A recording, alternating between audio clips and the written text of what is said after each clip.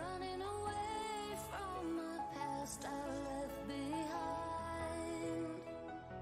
I'm looking for answers, but I'm blinded by the light.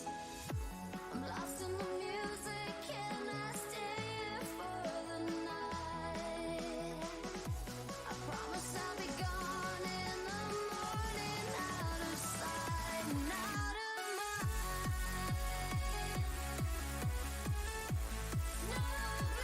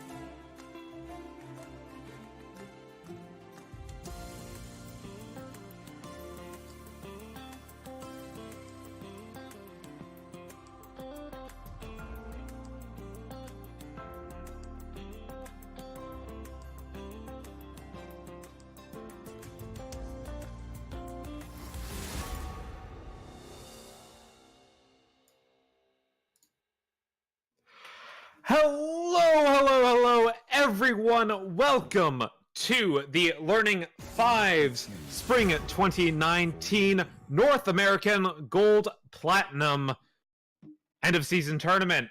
My name is Finnick, and joining me on the desk, making his way all the way from the mysterious land of EU, it's me, Asmus, since you don't want to name me. We truly have a transatlantic casting desk today. Yes, the transatlantic casting desk. On the blue side today, we have Team Conchby Typing, and on the red side, we have Team Quesadillas. Or Quesadillas. I do not speak American, so I have no idea what that is. It's a pun. It's a pun. All that matters is it's a pun, and it's a great pun, and I love it. Very barbaric. Anyway, moving on to the picks. We have bans from each team. We have Darius, Sorry on the right side, banned out, and soon to join. So Fiora and Swain, we have Pantheon. Kind of a barrel of random picks. There's no real cohesion. Doesn't indicate any picks really. This all seems like target bans as opposed to enabling drafts. So yeah, there's nothing like Morgana that kind of shuts down the aggressive support. None of that banned out. Neither team might play it. I don't know.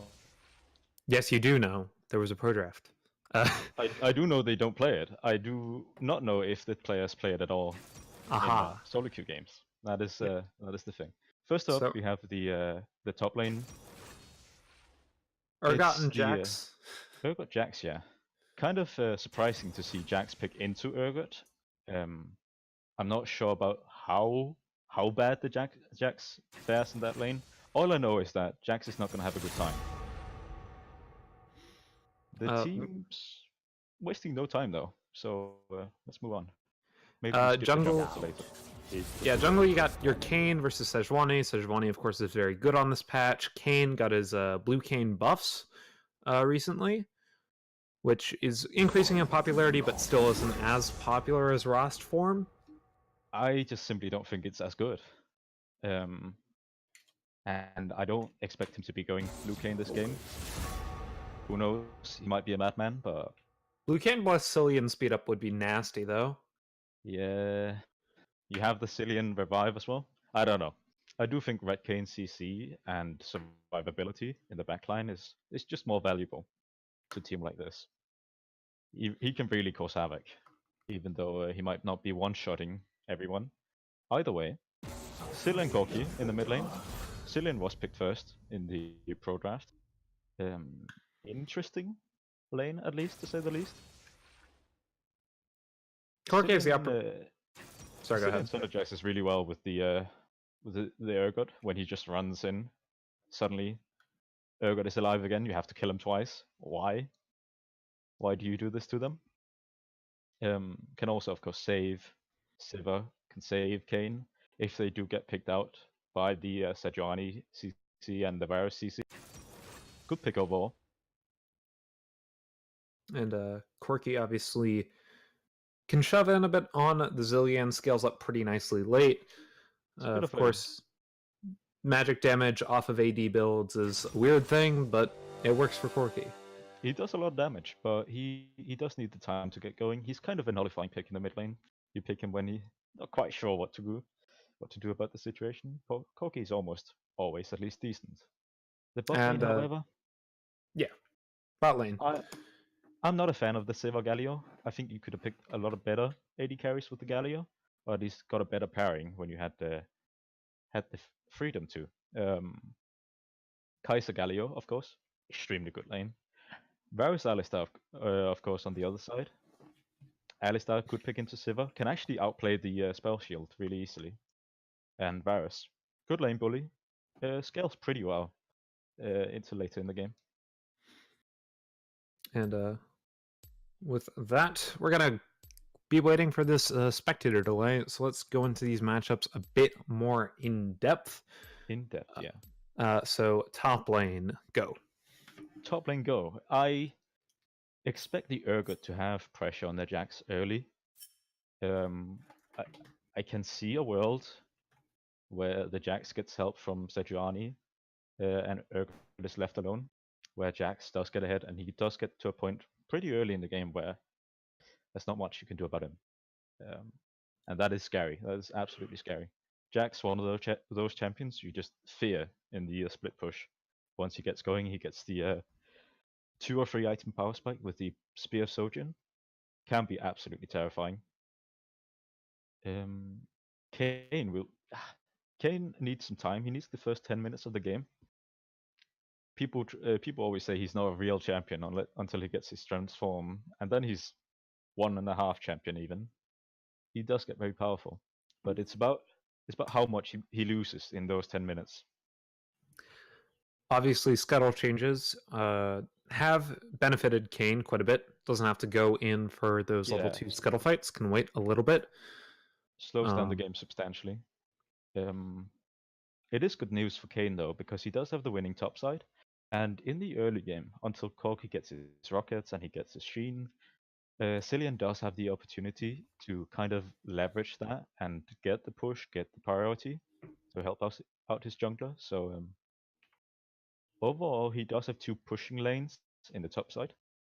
The risky lane that he kind of has to influence this Kane is the bot lane, because Varus much better than Sivir in the lane. Sivir does shove, but she needs the items. She needs at least a few components before that happens. So, and interesting if you can cover for the Sejuani. That leads us into the bot lane matchup, of course. Sivir Galio versus Varus Alistar. Sivir Galio, of course, being not the most conventional of pairings, and Varus Alistar being more conventional. Absolutely. Level 1, Sivir Galio should win out. They have a lot of push. Varus Alistar, it's a strong lane. It's a strong 2v2 lane. And before Sivir gets the items, I do think they have priority. And Sejuani can play around the bot side, can play around those strikes if she so chooses. And with that, we're going to go ahead and take a music break as we load into the game. We'll be right back. Don't touch that browser.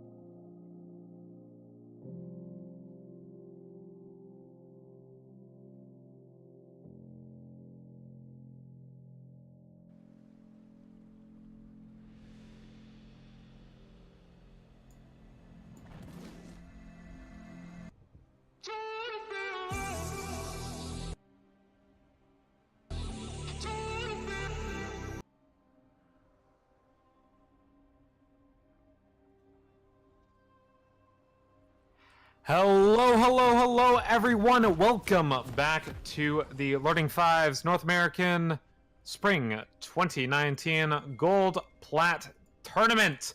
My name is Finnick, and joining me on the desk today from across the ocean's blue, it is Asmus. Hello. Should we introduce our teams once more? I don't know. Should we? I think we should. On the blue side, we have Team Conch be typing. In the top side, it's Edwards Reformed. Wait a second, these are... Never mind there. Top side, you have Edwards Reformed on Urgot. Jungle is absent-minded, playing Kane. Mid lane, Conscience on the Zillion. Do try on the Sivir in the bot lane, and joining him is Gargosli on support, playing the Galio. And on the red side, we have Team Kaisadias. We have Mysterious on the Jax in the top lane. We have Rams 03 on the Sejuani. We have Kings of Grey Screen on the Corki. in the bot lane, we have TMG time on Varus, and we have, as his support, Reformed Pyre XD on Alistar. And as we see, early trades come out to a whole lot of nothing there. Junglers were able to back in time for these buffs to spawn, both starting red side. Pretty standard jungling, as it were. No crazy level 1, as we saw in almost every EU game. If I do seem less excited, it is just because I just casted the EU finals, and well... Sorry I too casted the EU finals, but you know what? This is NA, and NA is better than EU. Nothing so... is gonna top the EU finals. I'm sorry. So No, the NA finals are gonna beat the EU finals, guaranteed, 100%. Trades happening topside. Edwards are formed, doing some damage to Jax. Got that lane advantage. absolutely. And we are seeing the bot lane. They do win the level 1 here. Pulverize comes through. Lots of damage actually from the Sivir onto the Varus there. Nothing He's gonna have surprising, to- really. Alistar does nothing level 1. He's very useless when it comes to fighting and stuff like that. It is only after level 2 he actually gets to do his stuff. Which should be around now. They do have the option of going into the Sivir. She took quite a big health deficit. She should pop that potion or risk getting old in. Both the junglers are on the top side right now, so clearing out their things. Jack's going in for some trades over here on the Urgot, but he's gonna end up losing those trades early, I would believe. As we see, he's taking down about half health. Yeah, I don't think anyone expects the Jax to win up early. Oh, Galio with the double man taunt, able to get quite a bit of. Oh, here comes the re-engage from the Alistar. Pulverize forces the flash out of the Sivir and has to force the flash out of Gargosli. Gargosli taken out to about 200 health, taken about to about 100 health. First blood to the Varus in this bot lane. A few mistakes. Smooth moves. Few mistakes there, actually. The Galio, of course, he should have flashed that last Varus. Maybe he thought that he was just on the edge, he wasn't gonna hit. Don't take those risks. If you're on solo queue, you're unsure. Flash, please, I beg you. It was a bit uncoordinated. I did it with the Galio engage. Sivir wasn't quite ready, or it seemed like she didn't want to engage right there. She was all the way back in the minions, while Galio was actually fighting Varus and Alistar and their minions. Here comes Sejuani getting the gank. 1-2. No, only one proc of Permafrost there. Gonna force Zillion out of lane a little bit. Get the Corki pushing. It does perhaps allow Corki for a back, but it's not much in the mid lane. Mysterious is taking quite a bit of damage from the Urgot here. Urgot very good at lane bullying early like this. You wouldn't expect anything else until Jax maybe hit 6. Yeah, he turned into a more of an AD bruiser type champion that runs into the enemy team more than the tanky, really tanky guy he was on the Worlds patch during the preseason. This bot lane though, they did force out the 2 flashes. Oh, the flip comes through. Mysterious taking down to about 300 health. He might have to flash away. He does. Oh. Down to about 100 health. Uses the flash. Gonna back up here. Sejuani comes up to cover his lane. Overall, as expected, good flash punish. We should see Kayn maybe revisiting that for a dive. That's definitely a possibility. Urgot has the damage, and perhaps the execute if he does hit 6 before it happens. Okay. Kane's actually coming in onto this Alistar here. He does get spotted out. Goes through the wall. Smite. Dash forward. Knock up. And here comes the taunt. Now, Alistar taken down very low. He has no flash to his name. He is dead. Dutry gets his first kill of the game. 1-1 bot lane. That was very nice to see.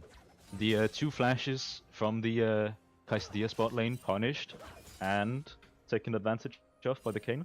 Really good. It will also help his transform. Oh, really good. Very well played. Of course, it does not net them anything in the grand scheme of things. They should be maybe just looking for a push in here and then back. Does not seem like it. They want to slow push. They're going for a bit of a full push here with the Sivir. Thirst is going to hit 5. Does Corki have package available at the moment? I don't believe he does yet. Stun under tower. Jax actually hit 6 before Urgot. I'm surprised about that one. Corki packets should be around 6, level 6. He just got level 6, but he doesn't have package available to him just yet. He has to go back to spawn anyway, so... Yeah. We will see it later. Maybe he can get a play on the bot side. Sivir yet to have flash. Mysterious it's a small window, but maybe can be punished. Mysterious is a bit pushed up there. Not punished though. Yeah, Formpaya gonna clear risk these those wards. 2 minions. He has no vision, no idea where the Kayn is. All he knows that he might be topside. In reality, there's no danger, but he just can't see it. Kayn is in the dark. Ping's coming down on the Sejuani. They do know where Sej is, as Kayn is going to use that to his advantage and invade on to the red side here. Plate picked up by the stronger 2v2 lane. Let's see if they can limit it to just 1 plate. That'd actually be a good thing for the blue side bot lane. Junglers look like they're just going to be trading each other's red buff and Krugs. They're doing vertical jungling, so one jungler gets the top half and the bottom jungler, or the other jungler gets the bottom half. That does mean that this bot lane, still not 6 versus the 6 and Varus, is isolated. So, and of course the opposite for the Jax. Both junglers playing to their strong lanes. Yes. Possibilities for dives very soon. Kayn a bit low, though. So Sejuani doesn't know she's actually spotted out on a ward here, which is kind of a bit huge for her, and she's gonna get out. Kayn's coming up for the topside gank. This might be the dive. The ult is He's super low. Here comes the flip. The stun coming through. Edward's Reform kills him without even ulting. No fear for beyond death necessary. Corki dashing forward. Sejuani ultimate. Gonna be able to catch him out. But Zillion does have his ultimate. He's gonna use it. He's gonna flash. Sejuani dash forward knock up. Gonna get the permafrost stack. Ram 03 gets the trade kill for the Jax. This is so punishing for the Jax. Not only does he get dove, he does get killed. He gets dove at just the right time. Just the right time. And he loses the entire wave. He is so far behind. He's going to be about a level behind this Urgot. And minions upon minions. This is not good if you're Kaisadias. But at the same time, for Kaisadios, they do have the winning bot lane and currently the winning mid lane as well. Which is definitely late game insurance. And they do have the Sejuani. Sejuani is an amazing frontliner when she's paired with someone like Alistar. They can simply just lock someone down for ages and ages. Great if you're against someone slippery like the Kayn. Corki and Zillion doing Corki and Zillion things. Zillion's winning these trades here, but Corki will eventually be basing, I would assume. Not the most exciting mid lane matchup, I gotta say. Blue buffs are being picked. Oh, not again! Not again! Oh. Red buff tick, scumbag Kayn taking the blue buff away from his mid laner. That's a sad For those who didn't sight. know, this happened during the EU tournament as well. That's a sad sight. Got it. Oh, keep our heads high. Kayn will definitely use the cooldown reduction. He's not a champion that runs out of mana though, so maybe a bit. Cooldown risky. reduction, mana, you know. I know it says that he has a mana bar down there, but it's not true. He doesn't run out of mana. It's all lies.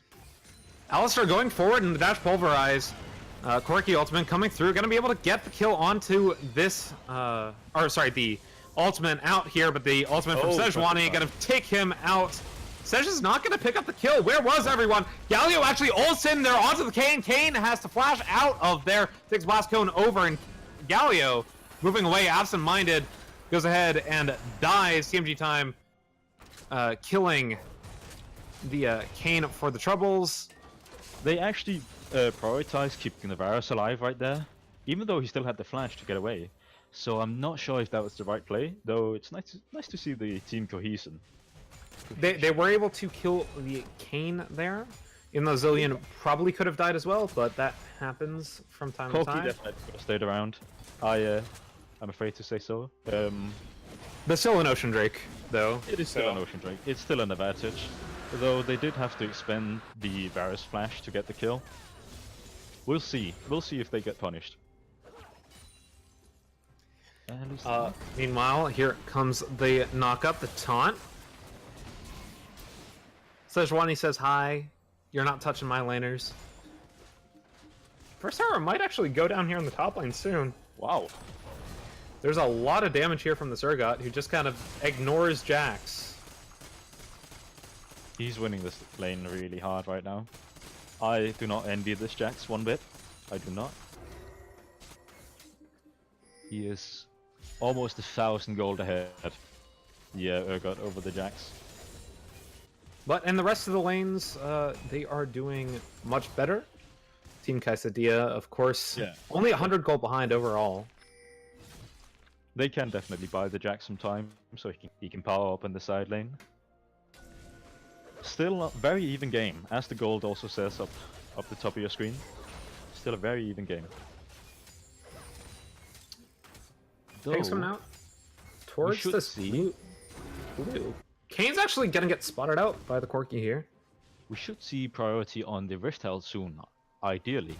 You want to get that objective down, so you can at least have it before 14 minutes. Use it on a tower, get some nice plates. On average, it's about a kill gold and a bit extra, because you the true damage on the Herald when he goes into the tower, it nets you about 2.5 plates. Yes. Very valuable on a tower like the mid lane tower or the bot lane tower that is otherwise really hard to destroy. That said, turret plating is falling in about 30 seconds, so we might not see that happen yet.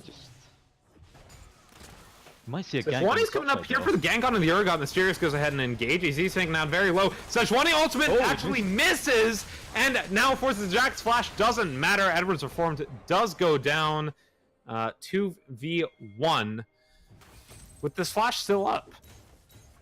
That was almost hype. If he had hit the ult on the Jax, it could have been at least a kill for him. He might even have gotten out with the flash. He does have the TP though, so we shouldn't expect him to be punished too hard for this. Sejuani's actually looking towards the Kane here in the mid lane with the Corki. I do think she's just stealing the top side. I can't imagine that he would go for a dive here. She doesn't have the ult. Yes. Kane, how close is Kane to his transform? It should be soonish, around the Oh, he actually He's looking towards where's his transform at? I cannot see it on the spectator. Hold on. Where's his passive? Ah, here it is. So, Rost... No, actually, it doesn't tell you the progress on spectator. Okay. That's annoying. I would have been interested, because it seems like he's had his transform for a while, and he's waiting for the other one. I'm not sure which one he would have gotten. Well, here comes Absent-Minded Flashes. The Corki gets the slow down. Corki's safe under tower, though. As the Alistar comes through, it has to force the taunt out of the Galio, trying to get out there. Kane ultimate on to onto Absent-Minded, gets resurrected by the Zillion here, but he goes down all for naught. King of Grain Screen has that. That means that this top turret's pretty much free for the Urgot to take. If you cover up the top lane, things are looking great for Kaisadia. It is just that top lane that is kind of a sore thumb in their side. No, I don't think they mind too much. There goes the first tower break in the top lane. Goes to the Urgot alone. That's a lot of gold for just one guy. That is a lot of gold. He's already on his Black Cleaver, building into, I would assume, Iceborne Gauntlet. based on what he has in his inventory right now, but I do not know. Do not predict the future. I am but the play-by-play caster. If I'm supposed to know, I don't. I have no idea. I would expect him to get his boots first, though. Yeah, okay. Goes to Mercs. Doesn't give us any clues to what that glacial shroud. Oh, here comes the knock-up, and the taunt comes through. TP's coming down to follow up. Reformed Paya taking down very low, but the ultimate able to keep him alive for now. Now here comes Urgot, forces the flash out of TMG time. Try does pick up the kill on Reformed Paya, and that's going to be the Drake. Alistar actually buying so much time there with this ult. He gets so tanky. And, But Urgot here 1v2 against Mysterious. The rest of his team is not close, is not that far behind. Sivir ultimate gets popped for nothing though, as the disengage comes through. It didn't say, but the Kayn has actually finally gotten his transform. It seems like he got the blue transform first and had to wait a few minutes for the next one, or for his red form. I do agree. TMG time gets the root onto Urgot. Urgot has to get out of there. Flash forward. Absent-minded going in, try to save the Urgot. Sejuani ultimate swing and a miss, and here comes the Galio trying to get something out of Absent-minded, who flashes away. He's taken down. Rams 03 is on a killing spree as Galio himself tries to get out of this scenario. Sejuani comes forth. Sejuani goes back. He actually might go down here. Shut down gold on to the Sivir. And now going back in is Reformed Paya, forces flash out of the Zillion. Now Edwards Reform taken out super low. Gets one, gets two, but the trade comes out. Trying to get something more out of this. So far, it is a bloody 2 for 3. TMT time is actually going to get the Zillion. No, trying to get something back onto TMT time, but the shutdown gold onto Corki will seal that deal. Now it is... 4 for 4, I believe, across the map there. 5 for 4 across the map there. I lost count there. That was a messy extended fight there. It looks so good for Conchby typing. It's almost a shame. Urgot is going Righteous Glory, by the way. He is going Righteous Glory. Makes sense. Makes sense. Does make sense for the role he gets to play in this team comp. It is the more bourgeois buying time for Sivir and Cillian, so nothing wrong with that pickup. Varus and Sivir both have quite a bit of gold on them now. 4 kills to their name. Teamed Kaisadia is gonna go ahead and take this dragon as it is free. That is what their play in the last team fight bought them. It was that Drake. Double Ocean is really good for this Corki too. Things coming up in the Herald here. They might try to go for... Yep, traded the Herald over. Very late Herald. This might actually not go down in time. No, it's gonna go down before Baron spawns. Question is where they use it. They could use it bot lane. There's a low tower down there. Alternatively, they can try and power down the mid lane. Mid lane is very important to power down for like the later game rotations. And without the Herald, it can actually be quite difficult to take down without allocating a lot of resources to it. Here's something a bit interesting. Because they have double TP, they're actually putting Zillion towards the bot side here to match while they have Kayn. No TPs are up, but that will be super... a good thing to note in later fights. That is an odd choice, I have to say. I would imagine that putting the Urgot against the Jax down there would be a way better deal for... Urgot and Jax are still up top side, though. But they should have rotated the Urgot down to the bot lane, because he can power down that tower. Though they do seem to just be ceding it to the Cillian. Here comes the engage on Absent-Minded. Absent-Minded taking down quite a bit, but not too low just yet. Sivir gonna do something. Chains of Corruption do land, however, and Kayn is forced to ult to try to get out. TMG time is unstoppable. Galio taunt's gonna buy a little bit of time for the Sivir, but it won't buy them a kill. That's another kill over to the side of Kaisadia. Just a numbers disadvantage being disrespected there by typing. Kaisadia's of course making full use of that. The engaged CC, of course, netting them the kill there. Sejuani and Varus ult. It is down for the time, so they do have a window where they can kind of make a play, but with not much left to use, very limited play they can make. The turret did go down bot side. Zillion did take that one for himself, but in Jax is response, on the, Jax top is side. Jax is doing Jax things top side. Or can't respond because he was mid. Is he gonna?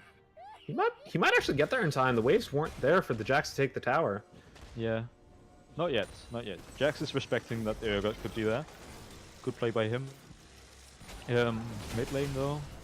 Mid lane skirmishing happens. This is a 3v3. Jax has moved his way down, actually, looking for this. Very smart map play from the Jax. Takes that scuttle.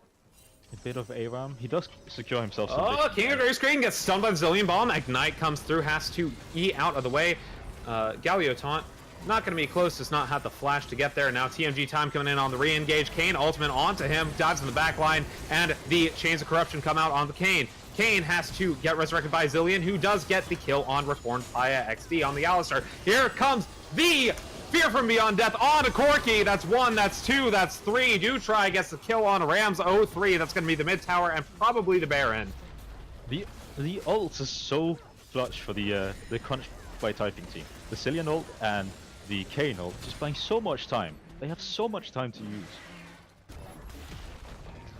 And They're actually not going to go for the Baron here. At They're least going to go two for the towers. second tower, maybe siege up on the inhib tower. Their dive onto the Varus, way too far up, my friend. You had no one near you. They're going to get the inhib here. Jack's only now moving down. This is an inhib at least. Sejuani is up now though, so they might not be able to look for the Baron. But definitely a valuable hell to use there.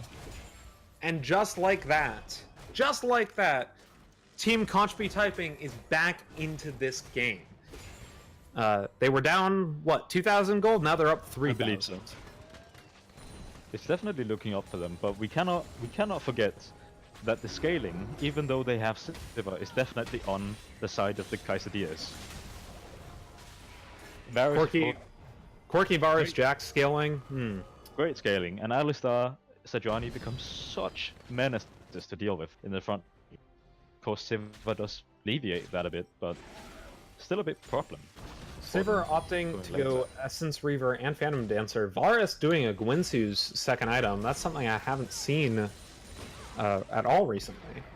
It was the old Varus build that you go Bork Ginsu's. It's really good for tearing down frontline, which is much of what he's going to do this game in the Galio and the Urgot. I don't disagree with it. He might even go for the Hurricane as the third item, just to dish out even more AoE damage on the front line.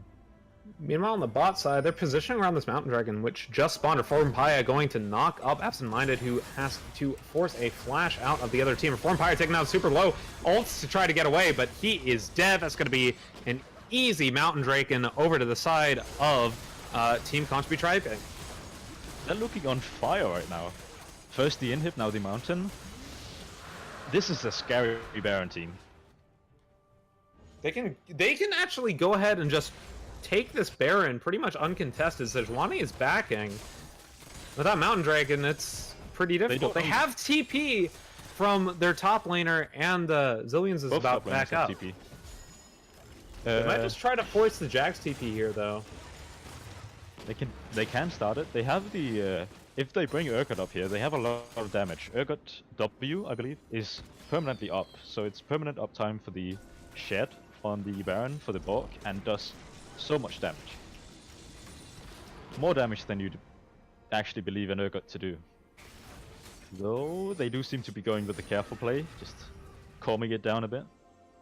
Getting that vision there. They know that the rest of the team outside of the Jax is around. Absent Mind is actually looking for a careful play. Reformed Pie is going to spot him out with the Vision Ward there. They're just gonna keep on clearing vision. So many control wards going down. If they keep like playing this vision, eventually Team Quesadillas has to check on them, because currently the Baron Pit and surrounding area is completely dark. So they have to keep checking on them to make sure they aren't doing the Baron. Brings up a lot of members from the bot lane, so Jax is entirely isolated in a matchup he's losing. Well, in everything but CS.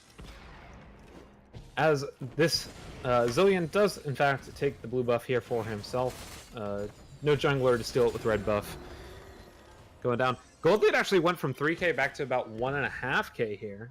I wonder where that gold came from. Well, in part the tower and in part CS, I believe.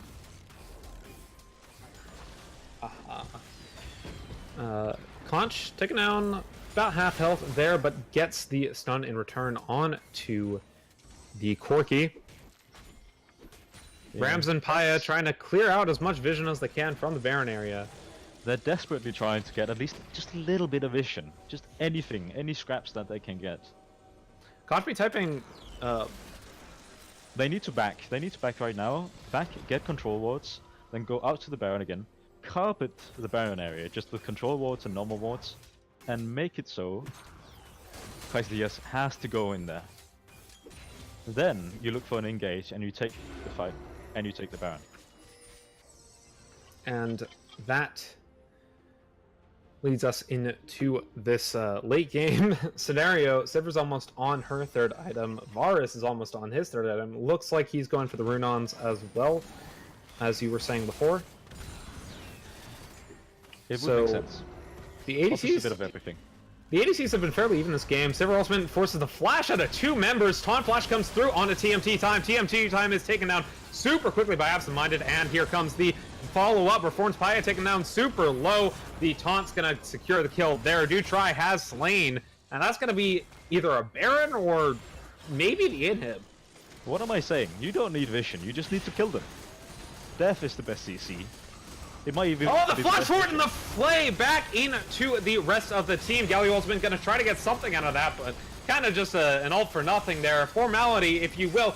Force the flash out of the Sejuani. They're going for the knock-up on the Sej. Sej's gonna die here. Dutry is on a killing spree. This might be the game. Now, they could just end the game here. Actually, TMG time is coming back up, so they're gonna take the inhib and the Baron, I would assume. I would hope they go to the Baron here. If they reset, I'm gonna be utterly disappointed in your region. Okay. That was some They go- great Urgot playing right there. That was, yeah, it was great by him to spot the opportunity and the overextension of the Corki. Very well played. They're gonna actually start right on this Baron here. Yeah, makes sense. Low, Kane, a little bit low. A little bit too Also low for didn't comfort, take maybe. Hex Flash, so he actually can't get over this wall. Sejuani's still dead. I do think they got it. I do think they have it. Corki does have this package available to him right now, so he might try to Yeah. package it in. They're leaving it. Nah. Too late. Blue team slays the Baron. Baron No goes smite over. needed. Conch by typing. And this game, it looks more and more in their pocket. But I do want to again just highlight the scaling still exists. Team Kaisadias, they still have the scaling. They still have something to fall back on. Actually, speaking of scaling, Corki's actually gone for Triforce Phantom Dancer, and it looks like he might be going with that pickaxe. Is that? That's an IE. That's pretty much. That's an IE, but speaking of which, TMT time just goes ahead and slays Conchman, and Conch gets dead himself. Meanwhile, the Galio ult on Absent Minded trying to get something in return. Their three-man taunt comes through. Absent Minded going into the back line, getting the Varus in exchange. Ramzo 3 taking down super low here, trying to focus him down is the Galio. Galio gets taunt onto the Jax. Jax trying to get out there, but not enough. Sivir gets the kill onto the Alistar. And the TP is coming in. They're going straight for the base. What was Conch thinking? He was just walking straight into. They're a going dark straight for the wood. base here. Look at this. The Urgot going straight for the turret. The Nexus turrets here as Corki's forced to back out. Rams is trying to get into the base in time. But this might actually be the game This here with is Baron close. buff and no damage. This might be it. I think this is the GG.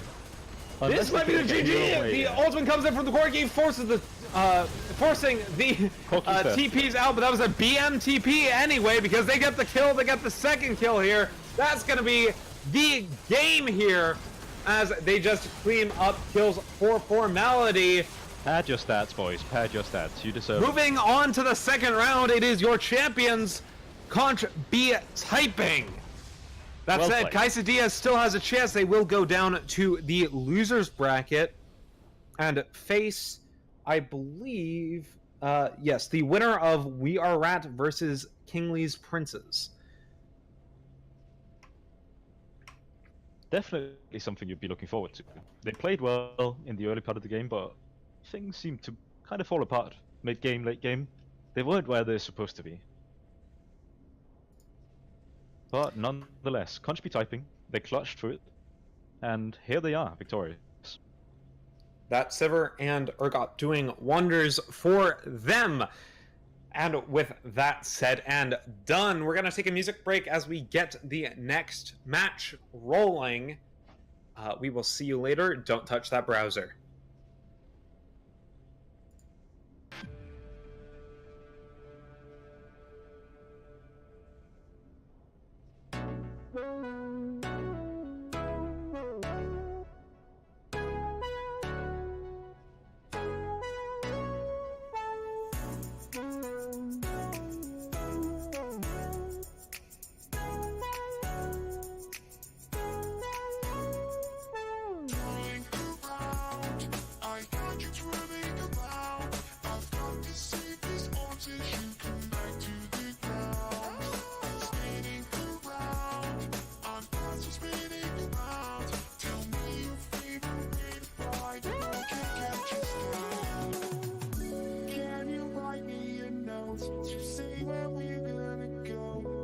You to apply to mine. Before you put on a show, I just wanted you to know for you I've got all of the time. You knew where I would be, and you followed my eyes when it got cold. You knew I would be by your side. You used the night to your smile, and after we spoke for a while, I knew that we would be riding. Life instead, turning around. I got you turning around. I've got the safest voltage. You come back to the ground. Spinning around. I'm also spinning around. Tell me your favorite way to fly. No one can catch us now. You say you know me, but there's wiser words in the young. I think we've only just begun.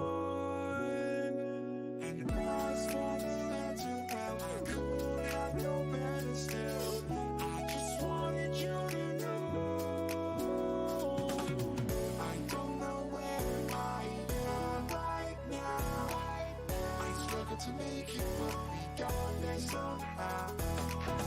You spend the time to get your coat on just right, and I hook it on the door so it can pass us the night. You knew where I would be, and you followed my eyes when it got cold. You knew I would be by your side. You used the magnet to your smile, and after we spoke for a while, I knew that we would be riding.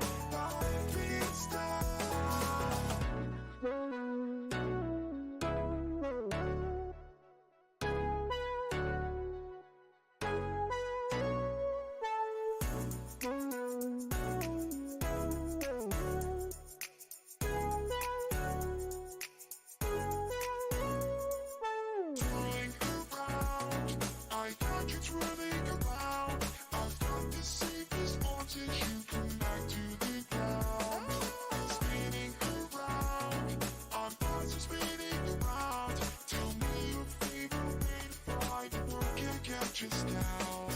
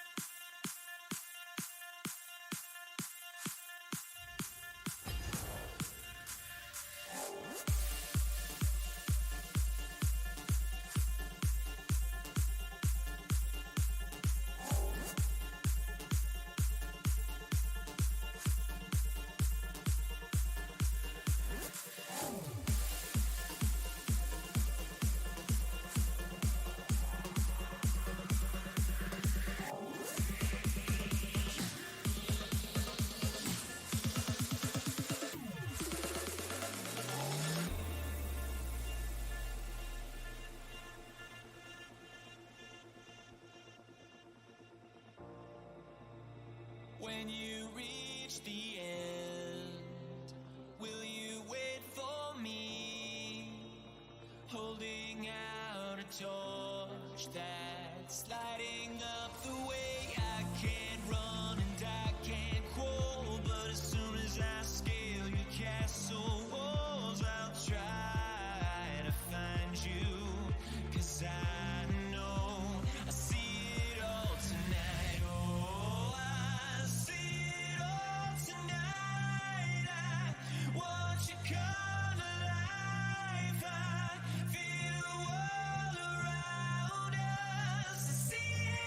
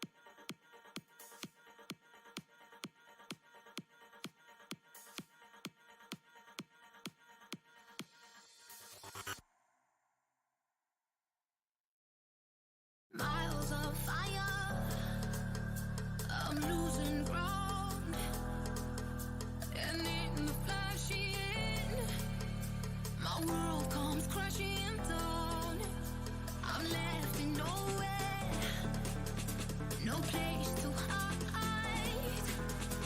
Out in the open, like ashes in the sky. Back with the illusion.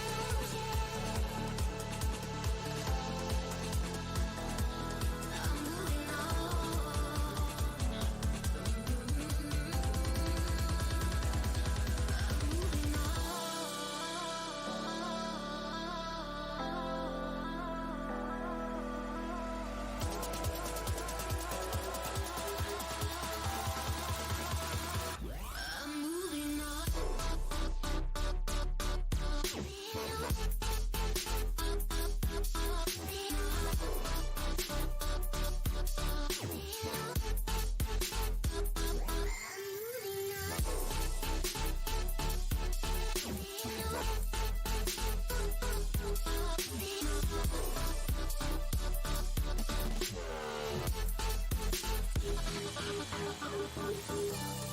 I let the flames light up the future, making empires of sound. And see when she's become laughter.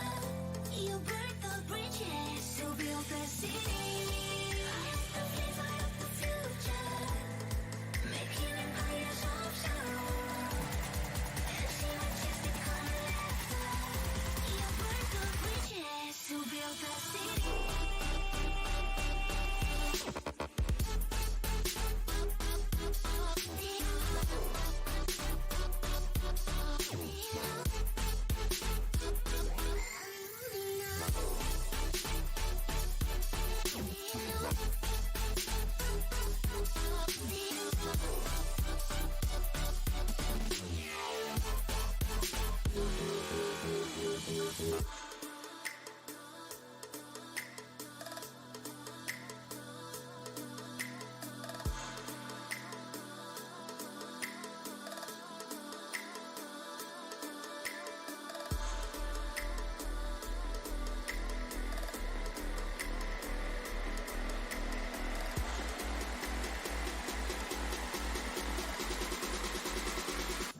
I'm moving on.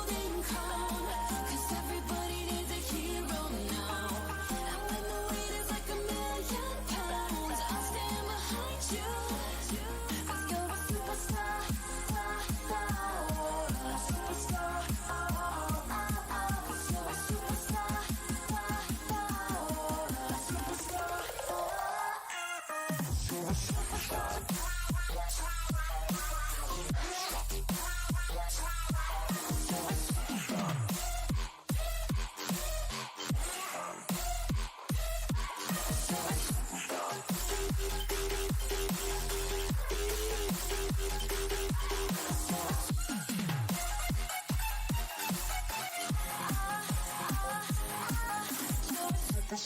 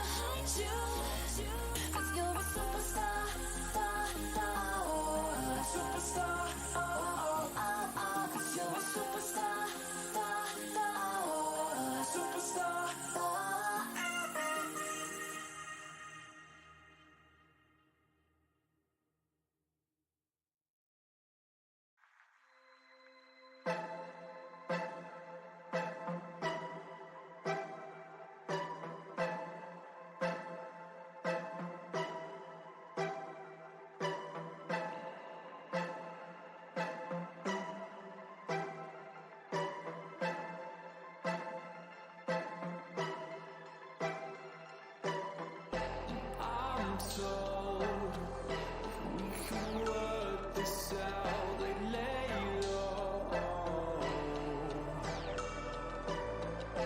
I'm cold, this fortune's running out. We'll stay tall.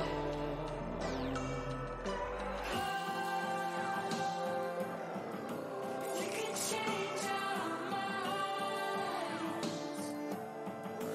Hearts beating lies. But I know you're kind.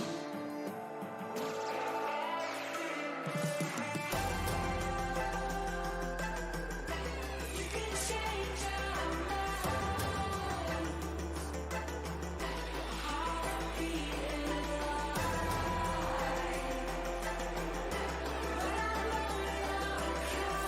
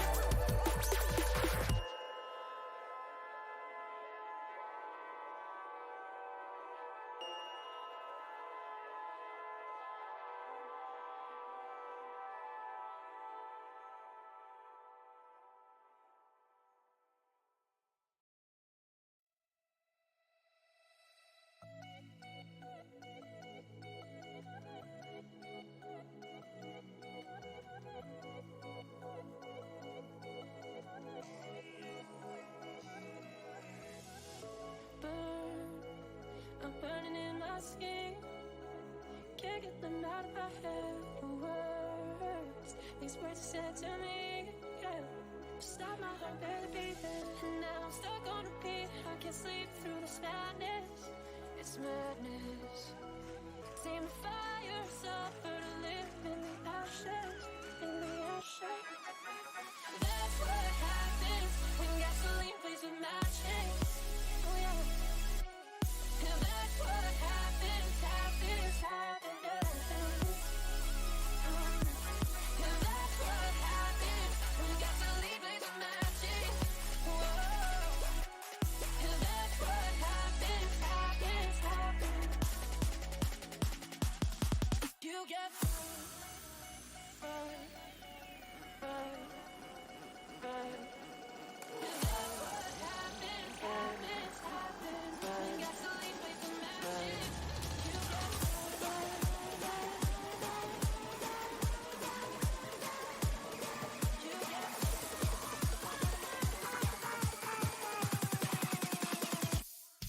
you get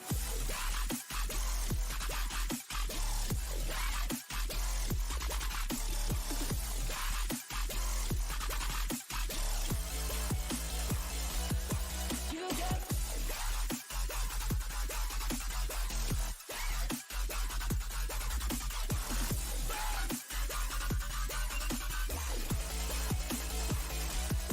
you get burned. Water, I need this like water. Surround ourselves in self-destruction. Self-worth, need someone to come reconstruct it. You know it, you got it bad. And I got it bad. We got it bad. And now we're back to that feeling we never had. Just pretend. Catalyze our catatonic mind. Give it life until it burns you bright, burns you bright. Consume what little's left inside. Under cover of night, with the past out of sight. We both knew it wasn't right. And that's what happens when gasoline plays with matches. Whoa. And that's what happens, happens, happens. And that's what happens when gasoline plays with matches. Whoa. And that's what happens, happens, happens. When gasoline plays with matches, you get burned, burned, burned, burned. And that's what happens, happens, happens. When gasoline plays with matches, you get you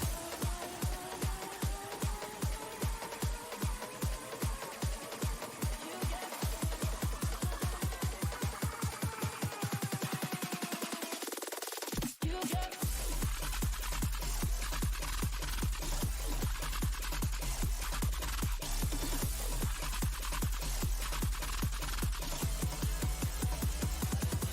you get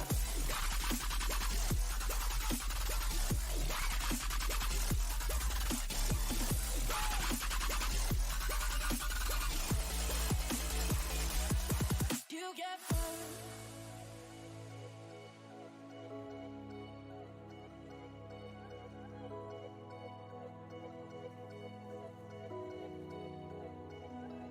You get burned.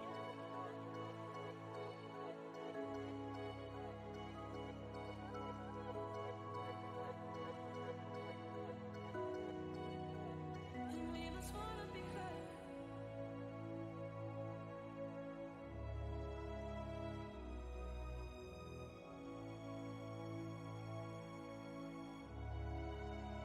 And we must wanna be burned, burned, burned, burned, burned. And we must wanna be burned, burned, burned, burned, burned. And we must wanna be.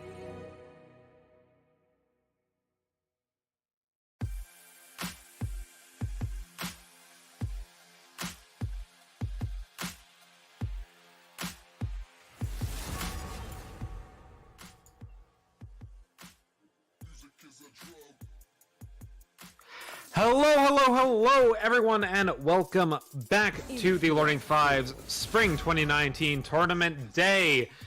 Last game, we had our Platinum Gold tournament. This game, we have our silver losers, not losers finals, winners bracket finals. On the blue side, we have, I believe it is indeed, Team Senju Clan. And on the red side, we have the Gold Diggers. My name is Finnick, and joining me on the desk is, from NA, unlike the rest of the casters from the day, is Meowing Cat. I did not know we had a desk. I have been standing. It's a standing desk. Ah, okay. Now, I've been standing looking at something on the floor. Is that... I'm fairly certain that's kosher. That's totally fine. Let's get into these picks and bans, shall we? Yeah, so heading through pick ban, we have a pro draft done beforehand, so in case anyone doesn't own a champion, they are not competitively hindered. But already we do see some of these power picks coming out on the Irelia Rek'Sai, and a much beefier front line for the blue side. Scion Zac, of course. Scion hyper tank, not as super meta as he once was, but still a very nice pickup indeed. Zac has 2 health bars, or 5 health bars technically, so that's always nice as well.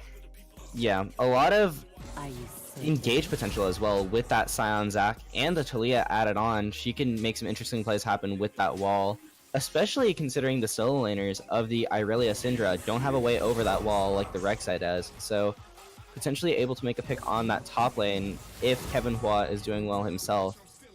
But we'll have to see how that mid-top duo will make plays happen after we figure out what the bot lane is, because potentially going bot lane is a very threatening play that could happen by the Taliyah. Of course, these bans were done in pro draft, even though the mid laners are currently already picked. They were picked in the last rotation of the draft, which is why you see the mid lane bans from both teams here in this second rotation. Sivir and Jinx picked up. Yeah, so far everything looking fairly well thought out by the teams. You can see that both teams do have a composition, with the blue side having a much more front to back. We want to engage and force when we have a good opportunity, making pick potential with their strong engage on the Zac, with the Taliyah maybe walling someone off, or just a Morgana binding hitting a stray member. While on the flip side, the red team has very good disengage potential with the Janna, Sivir ulti also just to escape, and the spell shield for all that pick, as well as a very good death ball comp, running at them with a Sivir and then Syndra. Sivir Syndra is an incredibly strong combo because it allows that Syndra to kind of mitigate her lack of mobility and to also engage. So while they don't have some kind of insane engage champion like the Zac or just a Taliyah wall or something like that, they do have options with the Sivir ulti and the Syndra together. If they just clump together, they can just run down the side of the blue team, especially if they're ahead. The red team has incredible snowballing. And meanwhile, the blue side, obviously you have quite a bit of snowball as well with the Jinx. Huge scaling into the late game there. Taliyah does not necessarily do as much damage, so this really will be down to how ahead the Jinx and the Scion can get, if they can at all. Let's talk about these lane matchups for a little bit as we wait for the spectator delay. In the top side, you have Scion versus Irelia. So you have obviously a carry versus a tank. Now, if Irelia gets ahead, she can decimate the Scion. There is potential for the Scion to live through this lane, though. It's not just a completely one-sided matchup. It's not, Scion's going to stomp Irelia, Irelia's going to stomp Scion. It's fairly skill-based. It really does depend around the Irelia landing her stuns, getting out of those Scion queues, and not just getting mowed down, because if Scion can pick up, a Sheen or a Sunfire Cape and stick to that Irelia, he can get some pretty hefty damage on her. And especially with some of the Irelia changes over time, Irelia is somewhat susceptible more so to that magic damage. So that Zac and the Taliyah, if they decide to go up to the top side and Irelia doesn't really have any magic resistance, she could potentially get blown up by them, not having a W to do anything against them anymore. And speaking of the Zac, in the jungle we have Zac Rek'Sai. Rek'Sai, of course, being a huge huge power pick on this patch in the last few patches. Let's talk a little bit about that. Yeah, and so the Zac pick, well, talking about junglers alone, you have to really look at the lanes. Now, Zac does have trouble ganking the Syndra and the Janna because they both do have displacements to cancel his E. But when ganking that bot side, Zac will also have that black shield, so that does nullify a bit of that Janna's disengage and canceling of the Zac. Normally, Janna is a great pick into Zac, but against the Morgana, you can't really do too much when he's going in. And so, because of that, bot lane ganks are going to be very important to watch out for, especially pre-6, pre-Sivir ulti. Yes, you will have that spell shield to block something out, but there is so much lockdown that if they can just get onto the Janna at least, maybe the Sivir, they will have Chompers, they will have a Morgana binding, and then just Zac's kit itself with a lot of CC. There's a lot of playmaking to happen down there. Mid lane's going to be a little bit tricky to gank, but on the flip side, for the red team, Rek'Sai and Syndra together have a very good amount of CC, and so that's going to be the primary place of ganking, other than possibly the top side on an overextended Scion for this Rek'Sai. So Spectre really has to be careful in that mid lane not to overextend, otherwise has a pretty solid matchup into the Syndra. And that being said, we're going to take a quick music break as we load into the games. We'll be right back. Don't touch that browser. And that being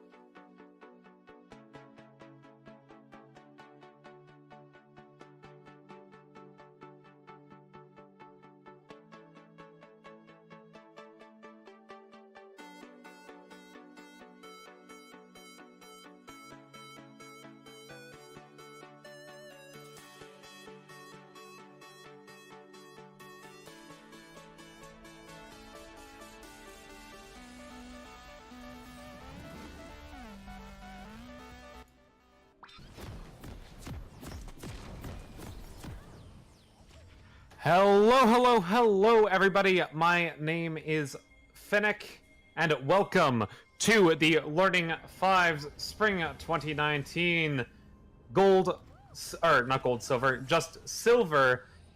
tournament. This is the Winners Bracket Finals. My name, once again, is Finnick, and joining me on the casting desk, it is Meowing Cat.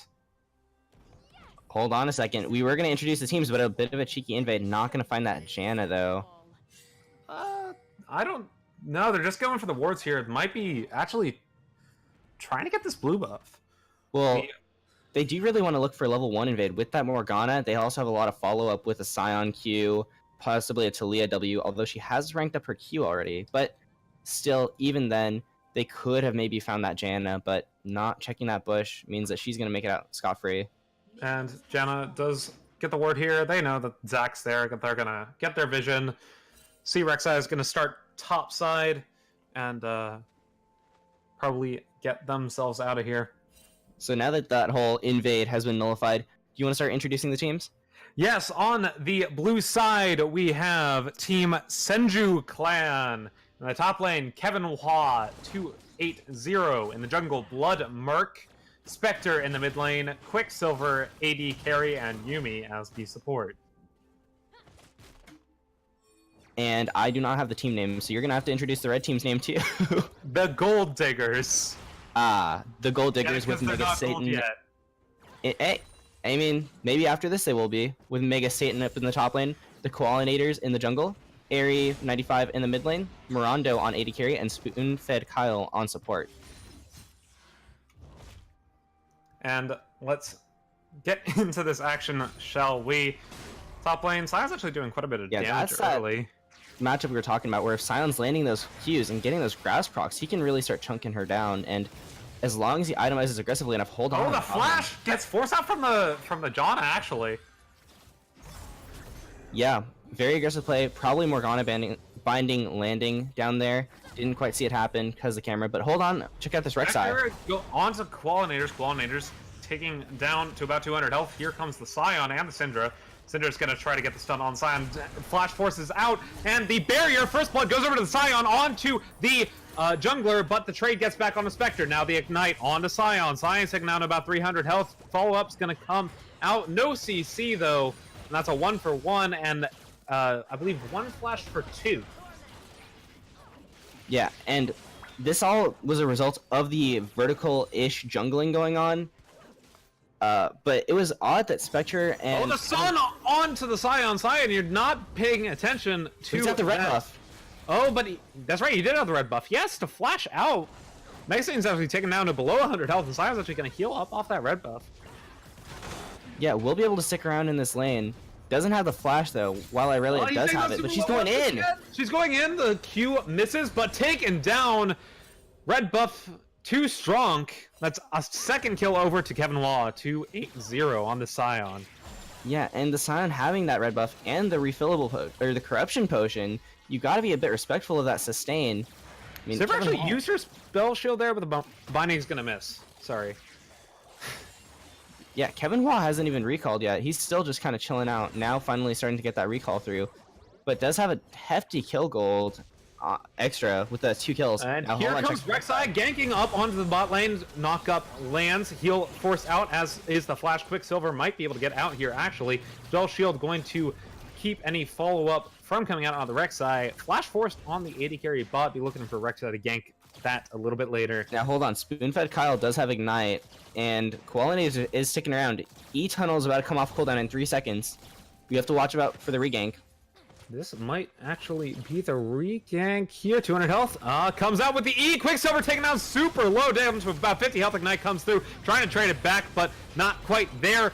Yumi trying to maybe get something back on to this Rek'Sai, but Rek'Sai too dang strong as top lane trades go through.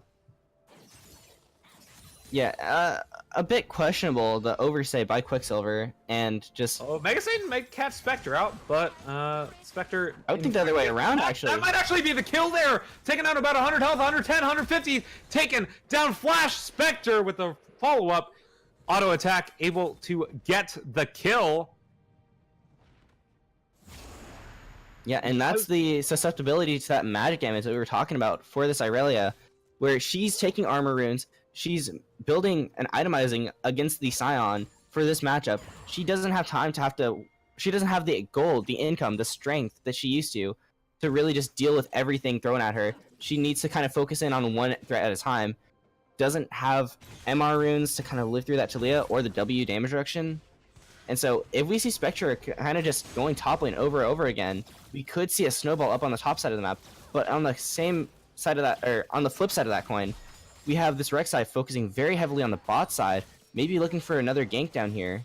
Not spotted quite yet, but walking past that tribush will do it. And we will see how they respond to this. They're still pushed up quite a bit on this. Rek'Sai does have the dive potential available to her if this wave does push in. But they're going to set up a freeze instead. Yeah, well, Rek'Sai might come down here to break the freeze. Will be spotted if he walks past a little bit further. Not yet, but now has been spotted. Oh, here comes Rek'Sai. Yep. Rek'Sai's just going to say, that's Not wasting my time here anymore. not waste my time here. Kevin Hua gets stunned by the Aurelia, but he has 6. Aurelia does not. But Aurelia's taking down so much damage. I don't know, about 200 health is Kevin Hua. He might have to ult away. Say cowards. But, that is, you're running away from danger. I don't understand why that voice line is the way it is, but it is. Yeah. A bit of a misstep by Kevin Hua there, having to use the ulti defensively. Really does kind of slow down this Scion, who was getting a Meanwhile, the Trace having a bot side Ignite, taking out onto Janna, who does get rooted, taking out about 100 health. Maybe this is going to be it. Quicksilver does get the kill onto the Janna here as TP comes back up top side for Kevin Hua, gets stunned.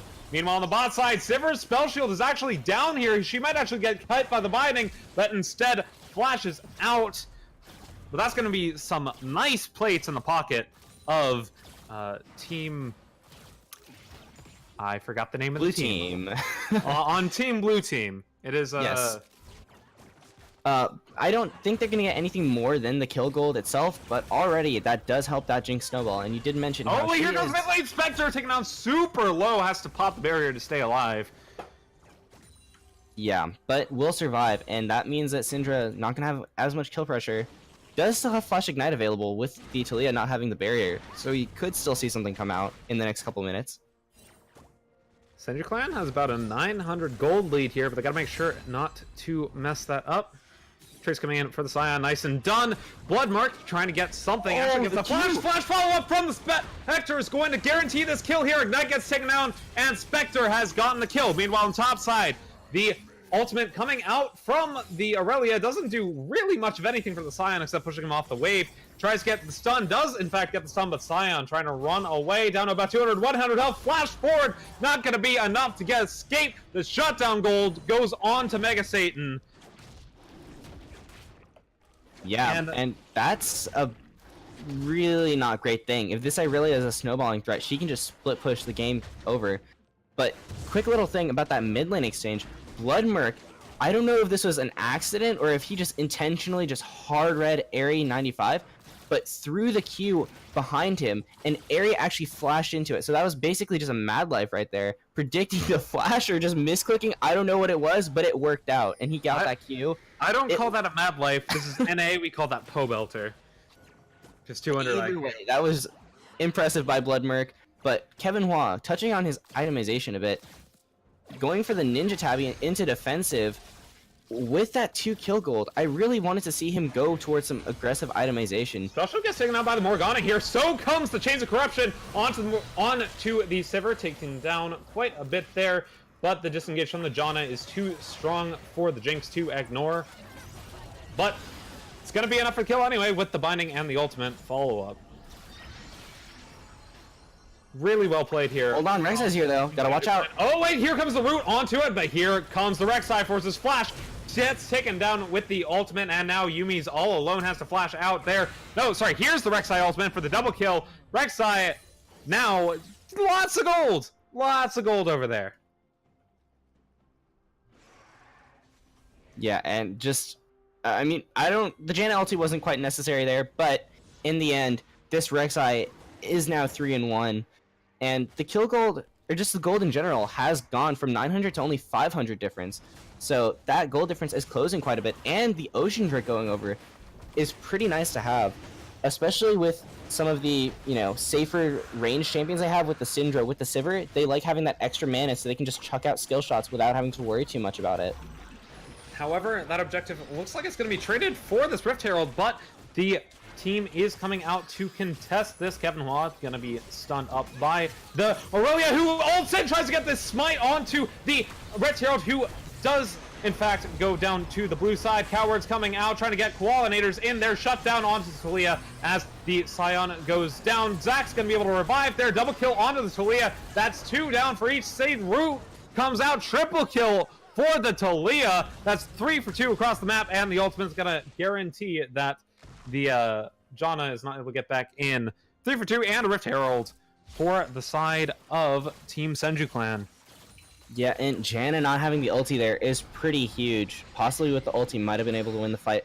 Also, hitting the Rift Herald in the back means that it's within smite range for the Zac. And, I mean, if they just kind of left that Rift Herald alone, focus on just killing champions, the fight might have ended up a little bit better for the red team. So, slight misplays there end up costing them pretty big. It might have ended up that way either way, but still, there was a slight chance that maybe they would be able to stall out for the Rift Herald. Maybe they would be able to get the Rek'Sai in there in time, but it doesn't happen like that. So in the end, we'll have to watch how Kevin Hua uses this Rift Herald, and That's really going to determine Leah's just how. doing all the damage to Syndra. She is so far ahead at this point. Gonna back pretty soon and get that Luden's Echo first item. Which is really nice for her. She's sitting on 2,300 gold right now. That is going to be a pretty hefty buy. She'll be able to get boots on Luden's top of that as Echo well. and boots, right? Yeah. Pollinators goes in, gets the gank stun coming up. That's going to secure the Luden's Echo for Aerie, actually. Hold on, but... Oh, but coming here back comes around. the regank from the Zac going onto the Syndra. Syndra taking down about half health, has to disengage with the W. Meanwhile, Rek'Sai coming in onto the backside, onto Yuumi. Yuumi taking down about 200 health, gets taken down. Root comes out in time, though, but the ultimate coming for the Rek'Sai. 2-4-0 in favor of Team Gold Diggers. Looking for more. Knock up on a Quicksilver. Triple kill for the Rek'Sai, but meanwhile on top side, that is going to be the first tower going over to Kevin Wall with this Rift Herald. And yeah, Kevin Hua now just kind of left up here. What can he get in return for his team dying there? And a bit of just over-aggression, over-chasing on Aerie. The CC combo not quite coming through with Bloodmerc and Yuumi. Yuumi threw the skill shot when Bloodmerc was already getting the CC down, not layering the CC properly, and not even having the binding hit, as well as Bloodmerc not auto-attacking either the ward or a minion nearby. Flashes get forced, though, from the Syndra. Yeah, so there was a lot blown in that fight, but still, slight miscoordination between the jungle support, which results in a loss of the kill as well as an overchase that loses a lot more than just one kill. So they give over kills, and the gold now in favor of the red team. Very unfortunate for the blue team, but they still do have a very strong Taliyah, and Jinx is fairly fed too. And look at the Taliyah right Here here. comes Taliyah. Speaking of her, taking down to about 100 health, and slain is spoon-fed Kyle. Looking for more. Yumi's trying to get something onto the Sivir. Not going to get it just yet. Meanwhile, in the mid lane, Pollinators and Kevin Wall trying to duke it out as the Syndra comes out. No R pressed just yet. He's too high health for Syndra to press R effectively. Yeah, but heal was also used by Miranda there, so a little bit overused, trying to live there. And so while the Sivir did live, no summoners on that Sivir for the next 4 minutes. That is a huge opening to punish this generally safe AD carry. And something I do want to point out as well, Yuumi going for the Black Shield max, just trying to prevent the Syndra from blowing people up and the Janna from breaking the spell shield. It actually makes a lot of sense considering the team that she has around her. She has the Zac. She wants to make sure that Black Shield isn't destroyed, you know, so that way she can prevent the Janna knockup. So pretty smart overall with the Black Shield max. I definitely don't think it's a waste at all, and she really does need every point in it. The Q max would be okay too since they were doing well, but yeah, Root does land on to the Janna here. It's going to be a bit of an interesting lane here. They're going to try to get this tower. But Rek'Sai is coming down. they do have the Taliyah walking as well as a Zac on the bottom side of the map. Taliyah has no ulti available, though. True, but she still does have that passive. She can always go up and down the river really fast. Oh, Quicksilver's gonna get caught out here, but the Root is able to make sure Quicksilver gets out, but Yuumi gonna be caught out on their own. Flash Forward Chains of Corruption onto the John ultimate used to disengage, and Yuumi goes down. Meanwhile, Rek'Sai kills Quicksilver, and Cinder Presses are not able to kill Spectre. Spectre had the rest of the thing, but the Q is able to finish up their Zac passive. Gonna be proc here. This is gonna be 4 for 0, a Drake for Team Gold Diggers. Yeah, that is absolutely huge. They do get a Windrake only, not as impactful of a Drake as you would otherwise want. Prefer probably an Ocean, sorry, not an Ocean, an Infernal or a Mountain Drake to burn down the objectives. But still, in the end, that is a huge amount of gold in their pockets. Now about a 2.5k gold lead. When they were behind at the beginning of the game, that is incredible for them. And now mid lane, the gold difference is actually in favor of Aerie, and obviously if we look in the jungle, the gold discrepancy is incredibly high. 2 turrets just went down across the map. 4 Gold Diggers taking down the mid and bottom turrets. That's just what happens when you get too aggressive there. Now it's a 3,000 gold deficit for Team Senju Clan. Yeah, and really, it is all about the pick potential for the blue team right now. They can't fight that death ball of a team anymore. They need to stop looking for stuff like that.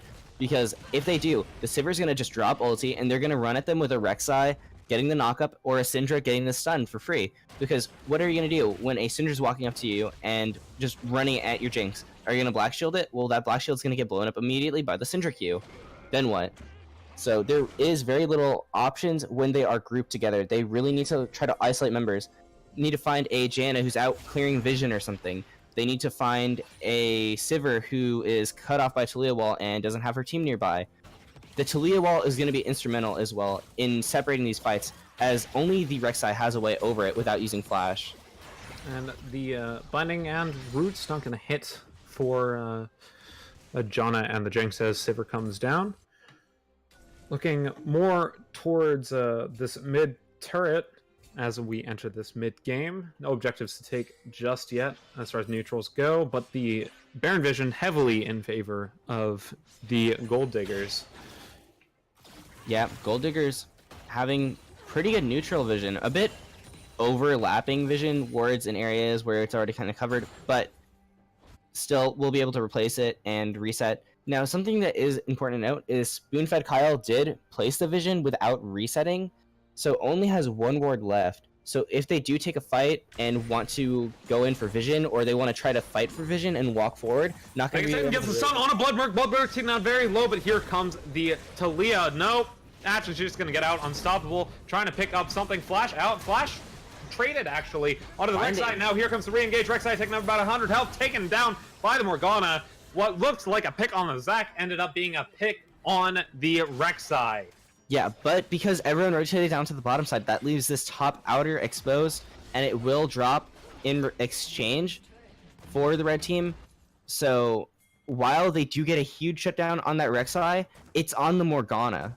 And that means that you actually takes the boss cut onto the wall as the directed camera doesn't want us to see it. Change of corruption, gonna land onto the Syndra here. Syndra does press R and ignite, able to kill the Morgana. Meanwhile, on the bot side, Mega Satan gonna go Force Spectre with the ultimate and everything else. Coward's gonna be able to take down the Syndra in the top side, but that's 2-for-1 across the map in favor of of the Gold Diggers. But we have to also think about that kill gold. And Sion picking up an extra 600 there means that he might reach a point quite soon where he can actually match this Irelia and tank out her damage. I mean, if you look at his health bar, it is already huge right now. With a 500 health coming from his passive, after he gets, you know, a completed item where he can use it to duel her, I would like to see maybe an Iceborne Gauntlet come out. Something he can just stick to her with. Even right now he's building without it, though. Yes, and rightfully so, having some MR against the Syndra, against the magic damage that Irelia also provides, is nice to have. And so after that, possibly like to see something more aggressive coming out. Actually, scratch that thought. He just, he looks like he's gonna keep the Spectre's Cowl and just go into Righteous Glory. That's an interesting build path there. And so instead of going for an Iceborne, he does go for the Righteous to kind of get that CC that you would otherwise want to really stick to somebody. It does also signal that he's really looking to fight with his team, which is a bit scary because of the death ball that we've mentioned from the red team. But it also does mean that he's going to be able to just chase down people and make a pick a lot easier. So if there's someone isolated, he can just Righteous Glory, run up to them, E them, use that Righteous Slow after the E, and also just get basically a guaranteed Q as long as they don't have a Spell Shield or something like that. So Kevin Hua really looking to just play for his team rather than for the solo, and so far has been doing pretty solid out of the laning phase. And we'll have to see if he's going to be able to accelerate that and make something happen with that Righteous when he does pick it up eventually. Spectre and Quicksilver gonna go ahead and clear this mid lane as they posture for vision around this Baron. Coordinators, though, sees the opportunity to start on the Mountain Drake. As they start on the Baron on the other side of the map, this might actually be very, very difficult play to pull off, but the Vision's going to force them off of this. That's a free Mountain Dragon over to the side of the Gold Diggers. Yeah, 21 minutes in with a gold deficit, they can't really do the Baron. I think it was a bit of a misstep. They should have tried to force a fight instead. Instead, they're getting collapsed on, though. Yumi's completely caught out. Here, Chains Corruption going to try to get something in there, but not, alas, to no avail. Gets killed by the Syndra ultimate, and Syndra presses R. You're dead as the Morgana, and they're going to move right towards Baron. Yeah, no matter how many points you put in that Black Shield, it's not gonna be enough to block a Syndra ulti. And Bloodmark is actually going to be caught out here too. This is guaranteed the Baron here. Jinx ultimate going to try to get some sort of damage, but as the last health bar goes down. Hold on, Talia could. Nope. Maybe no. The Scion gets pushed back enough by the Syndra to warrant the disengage, and that's going to be. Scion ulti. They have damage threats. They could still make this happen. Look at the health bars. About half health on 3 members. Jinx is moving up here, but Talia's not using her wall yet. They need the Scion ulti from mid lane. They need the Scion ulti. ulti. Here comes the Talia ulti, taking them out at about 2,500 health, 2,000 health. The Scion ulti needs to come. There's a split. No! Red team! Too late! Kill there. Scion ulti's been a bit late. Gets the root onto there, the knock up, and the kill onto the Aurelia. Meanwhile, the backline Qualinator's going after Quicksilver. 2 is going to take him down. That's actually 2 for 0. Aerie goes down 2. That's 3 for 0. This might actually be the fight. Janna taken down to a very low health, and the heal is used. Sivir and Janna are the only ones remaining. Shut down onto the Jinx, and here comes the Janna dead ace for Team Senju Clan, and they're back in this game. And it was such an aggressive Baron, and they got completely split by that Talia ulti, but a bit too late on the trigger with the play. They really could have just done it 5 seconds sooner and also come out with the Baron on top of it. And Baron also does damage while they're trying to fight as well, and will damage the members of the red team while they're kind of just corralled in that pit. So I do think it was a bit of a misplay, but in the end they get every single Baron off. They get a bunch of kill gold in return, and that brings the gold almost to dead even. But it does mean with that power that they got, there is no Baron to take anymore. So while in the end, play ends up very good in return, they did make a slight misplay in engaging a little bit too late. Jinx is going to be able to come back and get her second item and a little bit more. Looks like Runon's Hurricane and Berserker's Greaves. Brawler's Gloves probably going to be built into another crit item, I would assume, for this Jinx. That's a huge amount of gold into the pocket of the AD carry there. Yeah, and touching on the AD carry items, the Phantom Dancer on the Sivir with the IE is very strong for the anti-burst, but it does mean that she's not going to be here doing comes the quite Scion enough ultimate AoE onto damage. the backline on a Syndra. Syndra goes down very low, but the ultimate comes through from her. Koalamancer has slain Spectre, but at what cost? Aerie going to be able to get out, and the redemption coming through there. Aerie's going to be taken down to about 100 health, 200 health. The trade is 1 for 1. Mega Satan trying to run away from the rest of the team fight right now. Bloodmark on the follow. Mega Satan has to flash out. The Black Shield going to stop the stun. Bloodmark is slaying Mega Satan. That's 2 for 1 in favor of Team Senju Clan. And that's why the Black Shield is so nice for the Zac. With all the CC to interrupt, there's only 2 sources of reliable magic gonna damage. get caught out here though. He went too deep for vision. He's gonna get knocked up, taken down. Passive's not available to him just yet, and that's 2 for 2. Yeah, a bit of a misstep walking too forward when his team was resetting, but in the end, still a bunch of gold going over. And right now, this Jinx is looking very strong. As long as they can keep her alive, they have a huge front line.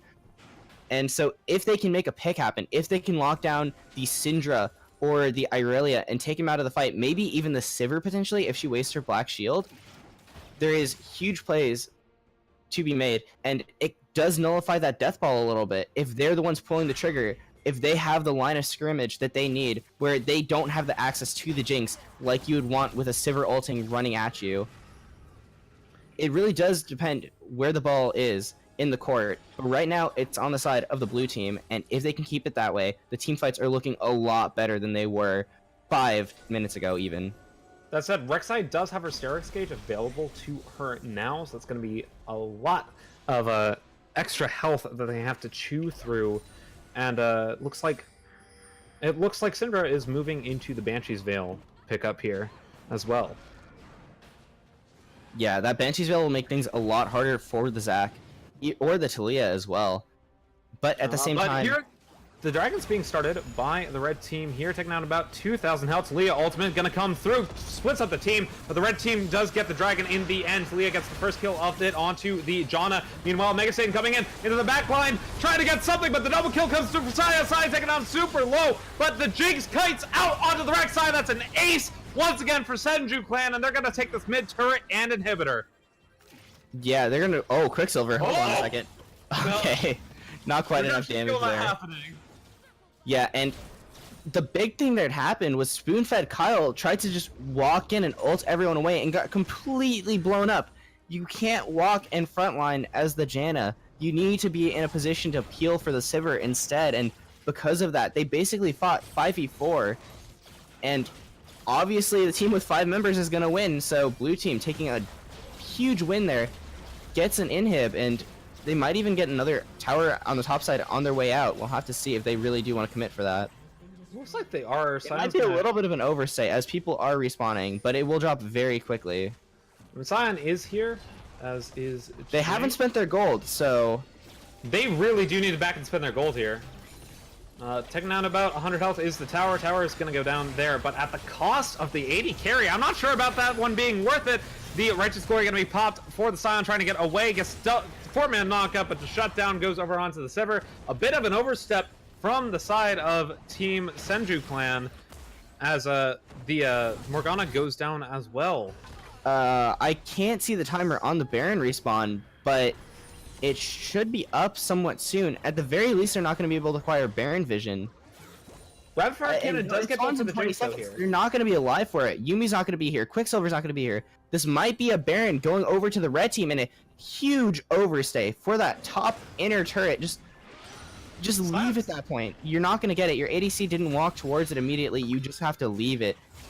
And Sion's this actually going to be back up in he time. does have the with this, though. teleport, but And he does have the Unstoppable as well. it doesn't look like they're going to go for it. I think that they could have melted it down, or at the very least forced a fight here from the red team, but in the end... They're going to Death Brush here.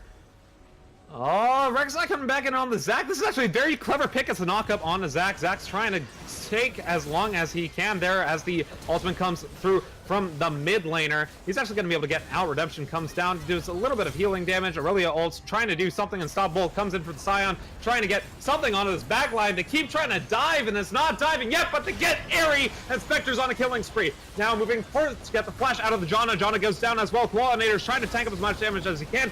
Syrinx Gauge not going to be enough to tank that, and that is a free Baron for the Senju clan.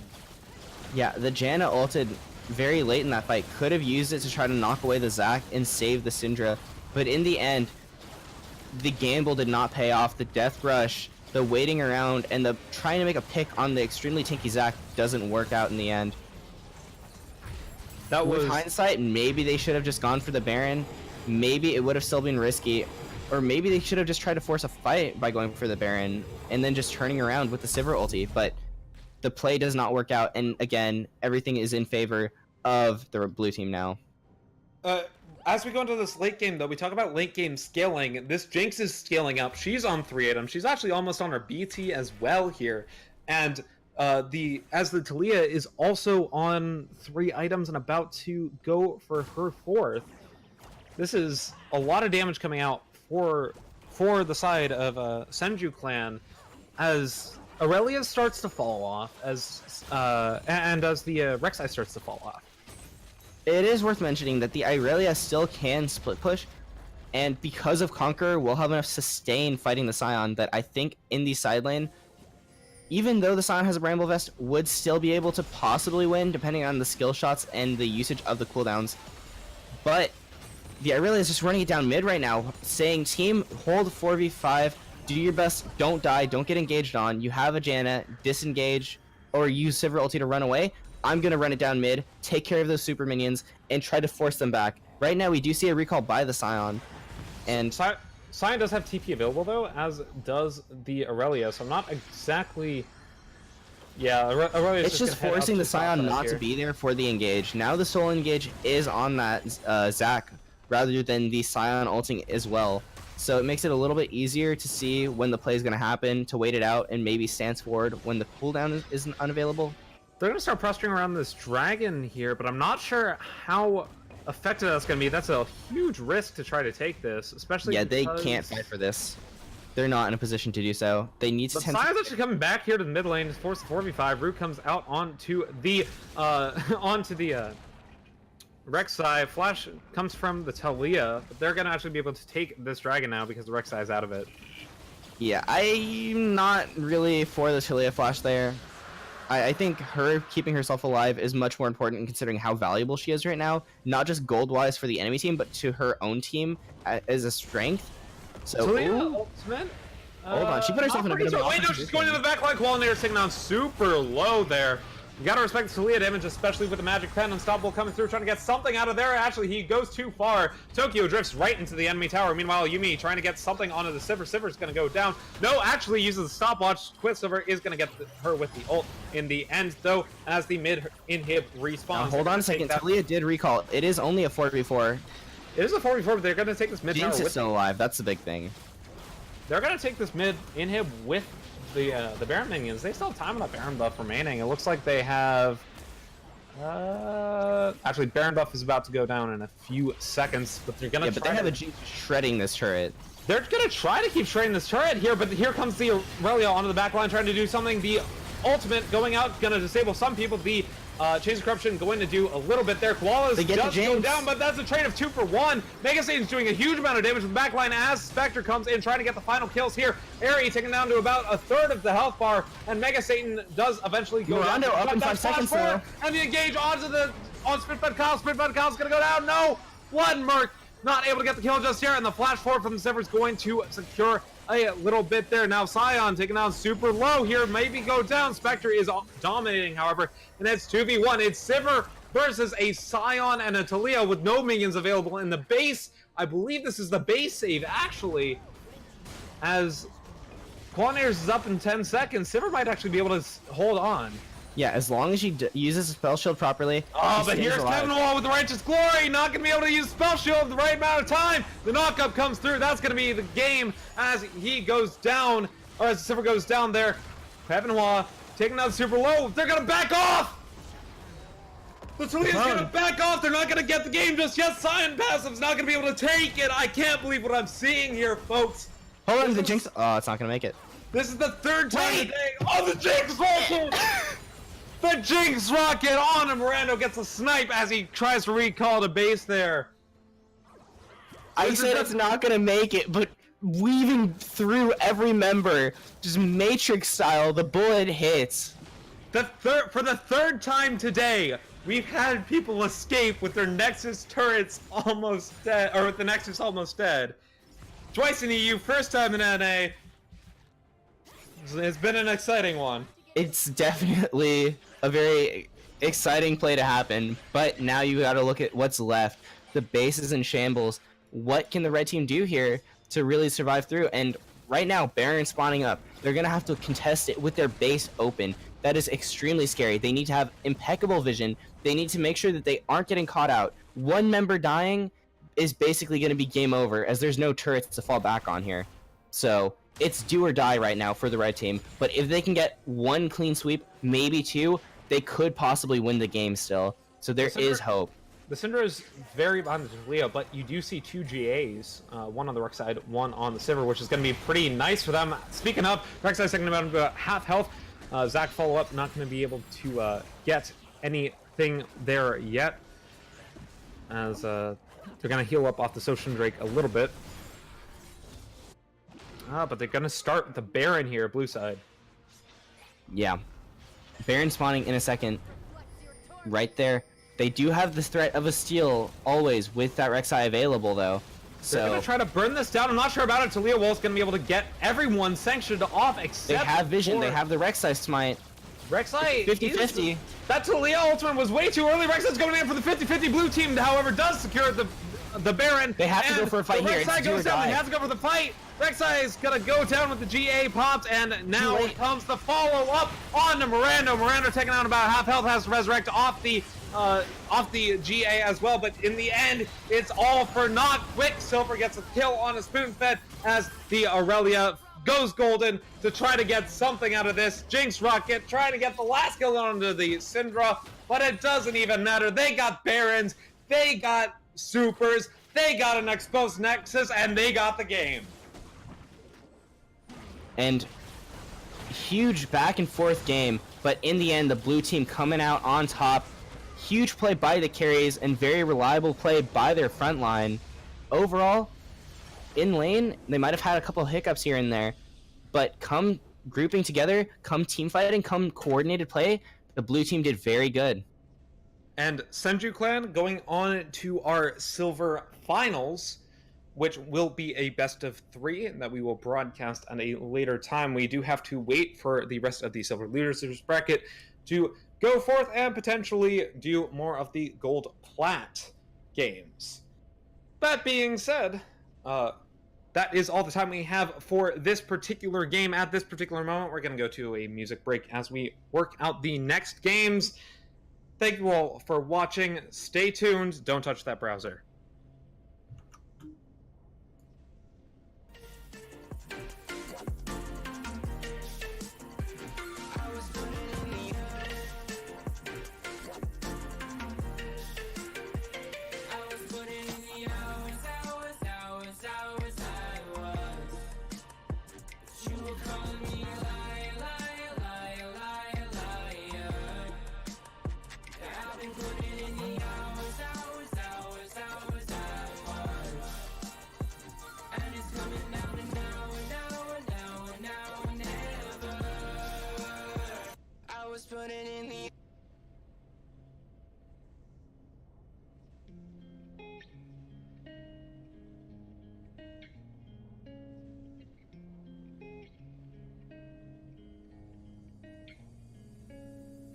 Sometimes I try to put myself out there. Sometimes I try to make it look like I'm comfortable in the skin I wear. But these words cut deeper than a knife, and I gotta act like I don't care. But if it didn't happen, then I guess I wouldn't be here. I guess I wouldn't be here. Oh no, stop with all the bullshit.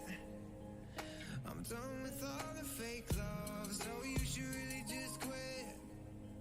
Cause I saw the text on your phone, and it's hard to see. It's hard to see, so I guess I'll be on my way.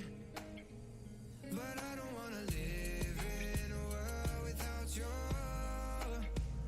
No, I don't wanna live in a world without you. No, I don't wanna live in a world without you. No, no.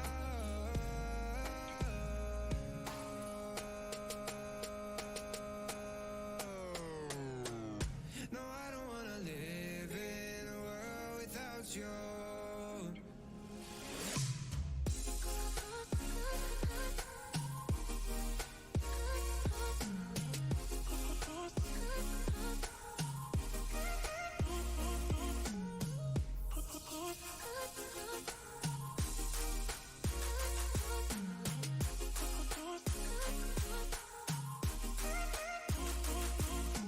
Silly me for thinking you're the one that I would never blame, the one that I would never change, the one that always stays the same. Now I'm in the corner thinking back on all these memories, like what I'd do if you had stayed, and all the lies that you betrayed.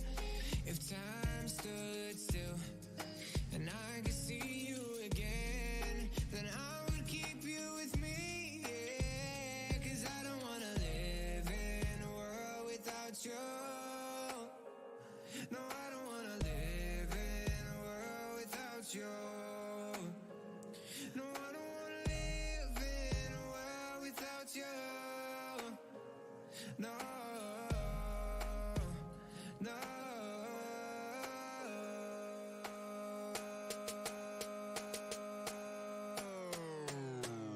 No, I don't wanna live in a world without you.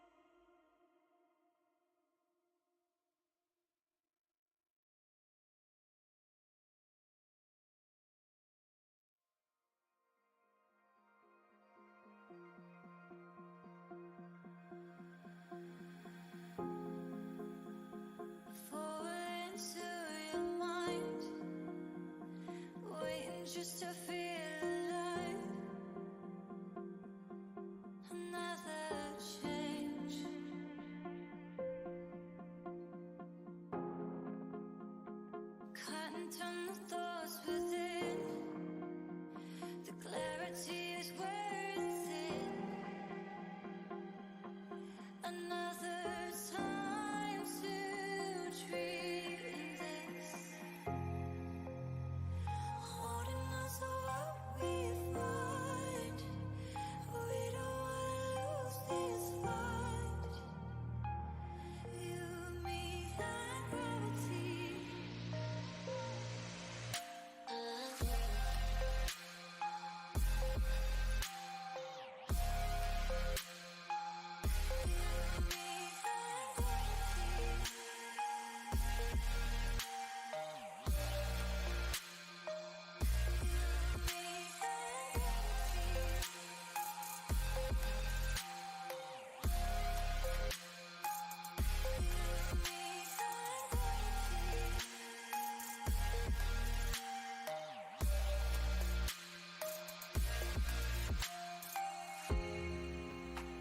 Strong enough to reach the line. Are we on the final time? Forgive our lives. But we're cautioned by the hopes we had. Thinking we could make it fair. Another chance to change this. Holding on to what we find. We don't wanna lose this fight. You, me, and gravity.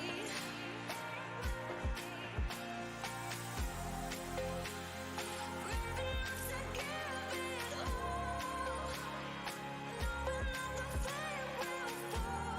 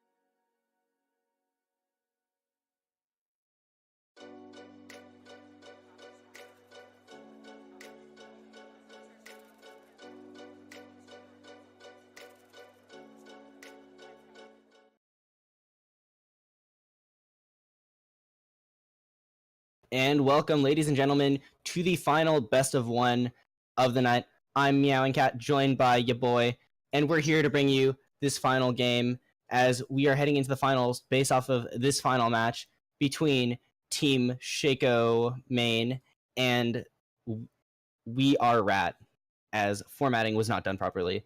We are the Rats. Yeah, gonna be an interesting match. We got some nice old bands getting off. We got the Zyra, the Vayne band from Blue side over here. We got the Zin and the Alistair band. Now, to me, that sounds like they're kind of having some weird bans here. Zyra usually indicates you're trying to pick like a more scaly bot lane, and then they ban Vayne. I don't quite know what exactly is going on there, but then it's followed by the Darius ban. So we're probably gonna see some kind of tank top lane. What are you feeling? Yeah, now looking at the draft, as pro draft is done beforehand to ensure that everything is fair, no one is hindered by their lack of champions. There's some interesting things already going on in the draft, and based off these first few picks, we will be figuring things out as we go along. But we do see the Fiora v Poppy up in the top lane, and that is very interesting as Fiora was picked after the Poppy was shown.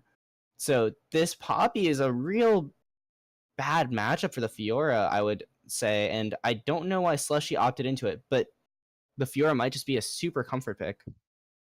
What it probably is Slushy is kind of a Chad, so Yeah, that's just knows he's gonna outskill him. That's probably what it is. that's as good as an analysis as we can get on that one. And speaking of scaling, we do see the Gangplank come out in the mid lane, and that's a lot of physical damage. And I think that it is rounded out fairly well by what we will have as the last pick in the bot lane.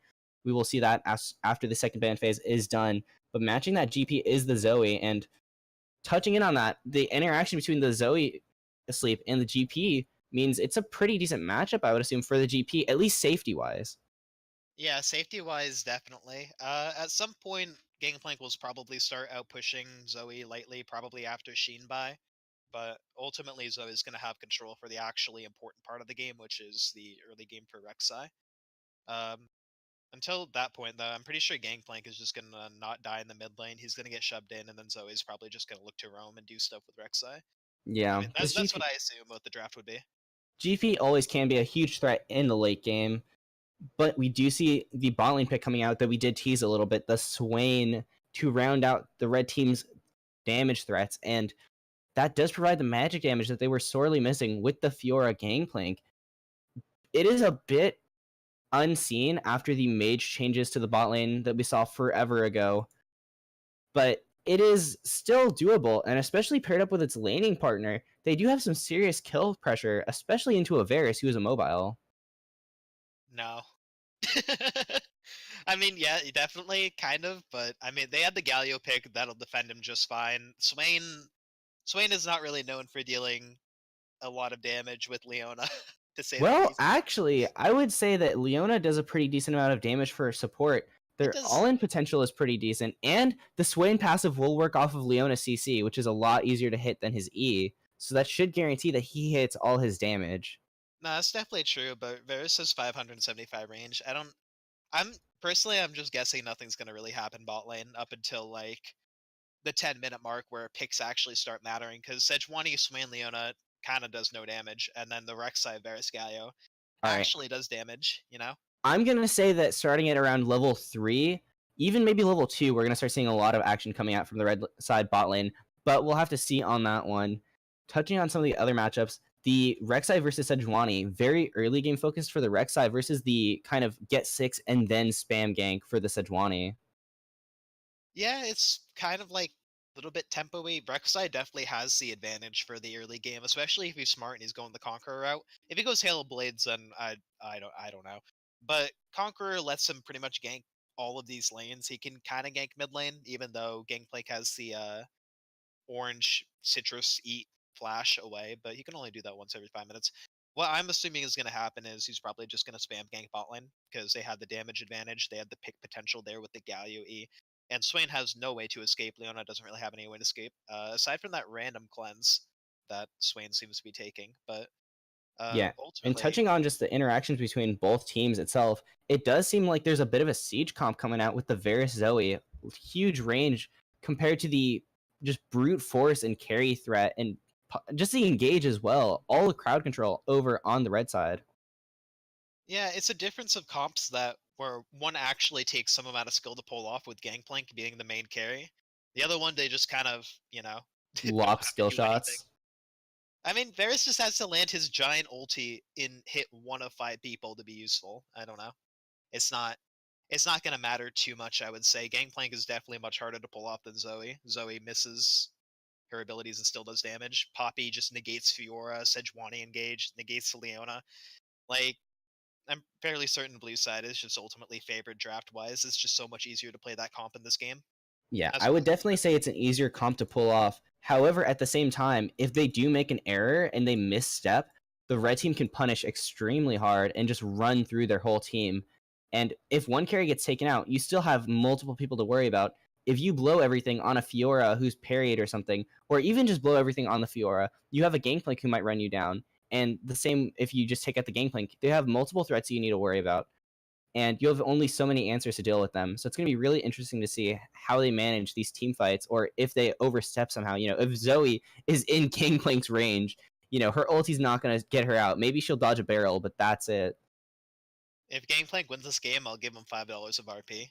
Like, You if- heard if it he here carries first. this game. If he carries this game, that's the bet. Okay, I was going to say, I'm gonna say right now, I'm fairly certain Gangplank's not gonna be carrying this one just via the team comp and the placements. Like, the only way it's gonna be the Swain carry, if anything. I definitely don't see the GP popping off early. I definitely think there's a much more, there's a larger focus for the bot lane early on, especially with the Sejuani not going to be able to gank the Zoe too well. I think that, if Zoe's pushing up, obviously go gank that. But in the mid lane, Zoe is somewhat safe, especially if she's able to pick up some summoners that give her some extra ways out. But We'll definitely figure that out in game. Yeah. Gonna head It's- over to a break, right? yeah, it is getting near that timer, so we're going to head over to some music for a quick break as we load in. When we come back, we will get into the game, so don't touch that browser as we will be in the Rift shortly.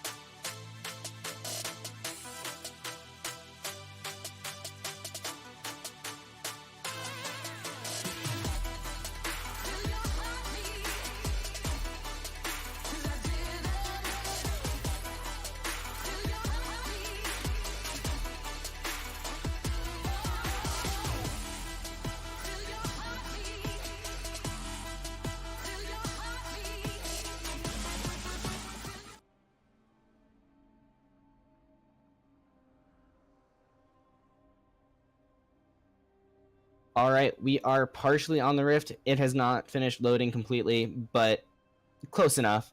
I'm Meowing Cat, still joined by you boy, as there we go. And heading into this game, two teams in the Plat Gold bracket. We have on the blue side, it is going to take some time. Team Shaco main, as we have Clark Pendragon up on the top side, the Fluzzy in the jungle, Yo-Yo Bros 94 in the mid lane, Retro Suspect on 80 carry, and Unlucky Kid on support. Yeah, and over here on the red side, which is currently invading, we see the empty Palm Swain leading, getting caught out by the Varus, or at least Varus sees the invade, nothing's gonna happen. We see Slushy in the top lane on the Fiora, Liners on the jungle as Sejuani, Raba on Gangplank, and Jennifer's Box, whatever that can mean, on the Leona support. Now let's talk. Let's And talk that about these finishes off wins. We Are Rat Oh, as yeah, their yeah, team that- name. that's Also the known wins. as the Red Team. Yeah, which they're gonna be called. The Red Team. What? But yeah, this a bit of a cheeky invade spotted out, and it makes sense with how much level 1 they have on the Swain. If they find a target, he will pull them, and it will be in the middle of 4 melee champions. So Not a fun time for anyone who would be spotted out. Especially However- with the Sejuani E. The 4 melees, Jesus. Yeah, and that is something we have to mention. There is a lot of synergy with the Sejuani and all the melee champions. If you gank the bot lane, if you gank the top lane, the mid lane a little bit less so, as GP is not going to be constantly auto-attacking that Zoe. But we will have to watch out for these Sej ganks. Makes it a little more potent pre-6, so, you know, those side lanes, got to keep track of where she's at. Yeah, potentially. Let's talk about these runes, because I'm a little bit curious. We have the Conqueror Fiora, and we have the Electrocute Swain. How are you feeling about that, personally?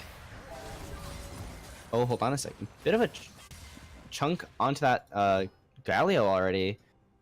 And that's Swain. I mean, he's going to be getting his passive really easily, which is going to give him some nice sustain. Hook up here in the top. Or sorry, extra damage is what I meant to say. And oh my, Fiora. Getting mark after mark. Slushy chasing down. Does have the flash available. Clark Pendragon gonna walk out though. Walking back. Almost level 2 on both of them. Level 2 for the Fiora first. And she is gonna be meeting the Rek'Sai now. Flash form the Fluzzy. Parry's not gonna come out in time. And the flash is gonna be dropped. The burn is not gonna be enough to take out the Slushy, as the flash is gonna be successful in saving. And both flashes down. The Rek'Sai Q not gonna connect. I thought it was gonna. Yeah, it would. I don't think it would have killed after the health regen came out, but No. Slushy not recalling and TPing back, then instead tried to stay under tower to CS before recalling. A bit risky, but it might pay off. The jungle pathings are certainly something, to say the least. This is pretty Well, interesting. yeah, that's a lot based around the jungle, the scuttle crabs being put in at only 3 minutes in the game. Nothing really to do early on to contest, and that's why we were thinking that the recall might come out a bit greedy, staying around. Slushy gonna give that first blood over to Clark Pendragon, and Poppy's gonna be really happy with that. She's gonna be able to get some aggressive items, a Sheen, a Bramble Vest maybe, and really start to punish this Fiora. They could have probably contested that scuttle bot lane, I feel. Anyway, though, back to this interesting jungle pathing here. Because of the invade, Sejuani obviously started bot side. She went to it. Oh, there's gonna be a gank. No, there's not. Yeah, we do expect this gangplank to be fairly safe with the oranges. Flash If- shaman. Yeah, that is true, and that does mean that you can't orange a Rek'Sai knockup. So, as long as he's safe from the Zoe, he just needs to be aware of that Rek'Sai pathing, where that tunnel is going to come from, and then just make sure he's not in range of that. True. And also keeping track of his mana. I mean, GP is a bit mana intensive, and the oranges do cost a lot, so you don't want to be getting hit by those E's for free. Pretty sure GP can also orange flash. He can't really move. He can orange flash, but Yeah. he doesn't have the flash, so either way, that's Oh yeah, not going he's to be not too gonna do important for a anything. little while. Hold on, keep an eye up in the top lane. Fluzzy back for a regank, giving away his position with the Prey Seeker. Now onto Slushy, will be parried, and gank nullified. Fluzzy getting a little bit chunked out. Doesn't seem to care though. Worth mentioning, because of his extremely awkward jungle pathing, he only has 13 CS2. Sejuani actually having not only the entire bot side being farmed and the scuttle crab, but also now can go to top side and be just completely ahead of Rek'Sai. So Yeah, it's also Rek'Sai the has to experience difference. She has aggressively about gank here. half a level advantage, too. Now, we do see Rabba getting poked very heavily in the mid lane, but at the same here's the time, gank. Liners is walking in here. We might see a gank from the Sejuani. Hold on, watch bot lane, too. Big all-in onto Retro Suspect, but not going to be enough to kill. Flash coming out from both carries, as well as their defensive summoners. So, a lot of stuff used on the bot lane, only the flashes on the supports left, means that is prime gank territory for both junglers right now. But Sejuani is on the opposite side of the map, so we might just see The Fluzzy Fluzzy just heading down pick here. his entire jungle and run straight to the bot lane to look for this. Oh, decent trade by Fluzzy. Or Slushy, excuse me. Does get stunned up, but does have a good mark here. Getting a little bit low, though. Has to respect the Poppy. Poppy's OP, she's fine. Yeah, she does have that double cloth armor. Really just only having to worry about the true damage from that mark right now. Even then, And- though, the true damage just isn't high enough early game. Yes, and plus the grasp means that she's able to trade in pretty decent to the Fiora. If she's able to hit the wave and then use, you know, a Sheen or even just her shield with a grasp proc, that's going to be a lot of damage itself. Ooh, Well, she needs to be careful with those tower shots though. That's like the just third back, one you she have took. teleport. Yes, he's backing. He's safe. Yeah, What a man. showing a bit of respect to Slushy there. But a huge CS lead already in the pocket of Poppy. I mean, not huge, but this early on, 10 CS is pretty big, and does have that completed Bramble Vest, so that's going to be really rough for Slushy to deal with. Poppy is on her way to her win condition, which is just essentially always Poppy's win condition. Neutralize the enemy laner completely. So Poppy is going to have a huge advantage in that specific win condition. Theor's not going to be able to do anything, most likely for most of the game, I would assume, unless something goes horribly wrong. So we're probably going to see the general outline of it's going to be Sejuani attempting to out-tempo the Rek'Sai, especially to level 6 and look for some gank spot lane, and we might see the Swain actually pop into carry position. So that's my prediction. What are you feeling? I do think that this Poppy has a very big lead already, and I would like to see her kind of itemize towards the split push rather than just build purely for teamfight, purely frontline. If she goes for an Iceborne Gauntlet or a Sunfire Cape as well, and tries to really duel, hold on a second, that's gonna have to wait, as there's a big fight in the bot lane. Fuzzy coming down here, but a bit too close to the bot lane red side tower means that the gank from the blue side is not gonna be too successful. And TP in the mid lane coming out, hold on a second. Clark Pendragon here, just to scare them off of Yo-Yo Bros. Just making sure, you know? Yeah, just keeping that protection for his mid laner. There is having a bit of a scuffle as well. Yeah, nothing really going to come from this though, and it is kind of just wasting Clark Pendragon's time and teleport with that lead that was going on in the top side. That is a bit unfortunate, as Poppy had the tempo before, and now it might be a little bit easier for Slushy to have some breathing room. Oh, Liner's getting very low though. Fluzzy only level 5 still, not having that ultimate. But also blocking the Sejuani from having ulti. I believe she's... That was actually her level 6 right there. She's 99% in level 6. 99%. Yeah. Yeah, and now we do see that Sejuani come online. We'll have to see if she's going to gank or reset. Or sorry, reset before ganking. But already, I mean, she's got a decent chunk of health with all those pots and hasn't been spotted walking back yet. So maybe can surprise the bot lane here. Well, there's always that chance. Leona is level 6. She does have that ulti. Not gonna use a blast cone. Opting into walking in the river and then walking back to the blast cone. Nope. Huh? Nope. Then gives away the position with the scrying orb. Okay. And walking back. What's gonna happen? This is very telegraphed. The counter gank from Fluzzy could be actually detrimental. We have to watch how it's going to play out. But so far, Galio going in, still alive. Unlucky Kid making it happen. Gets the ulti off, comes down, gets a double knockup. Now Fluzzy does drop though, but they already took out empty palms, and it looks like Jennifer's box is next to drop, as it does go over to Unlucky Kid, who has 3 points in that Galio queue, getting chunky damage in. Imagine if Sejuani just walked through lane and then queued and press hard. Yeah, or just went 30 seconds sooner on that blast cone. It was a lot of hesitation, extremely telegraphed, and great counter gank from Fluzzy. Does die in the gank, but doesn't matter, as 2 for 1, definitely worthwhile trade. And the 1 kill only going over to Jennifer's box on that Leona. Not the prime target either when you want that Swain to get snowballing. Just like that though, blue side suddenly has a pretty major advantage here. Sejuani is pathing a little bit awkwardly here, has to path a little bit awkwardly, but Fluzzy should technically have the advantage on not only the Scuttle Crab, but also the pathing to bot lane, and should be able to get there much faster. So, depending on what he's doing here, I have no idea. Yeah, I might be entirely wrong.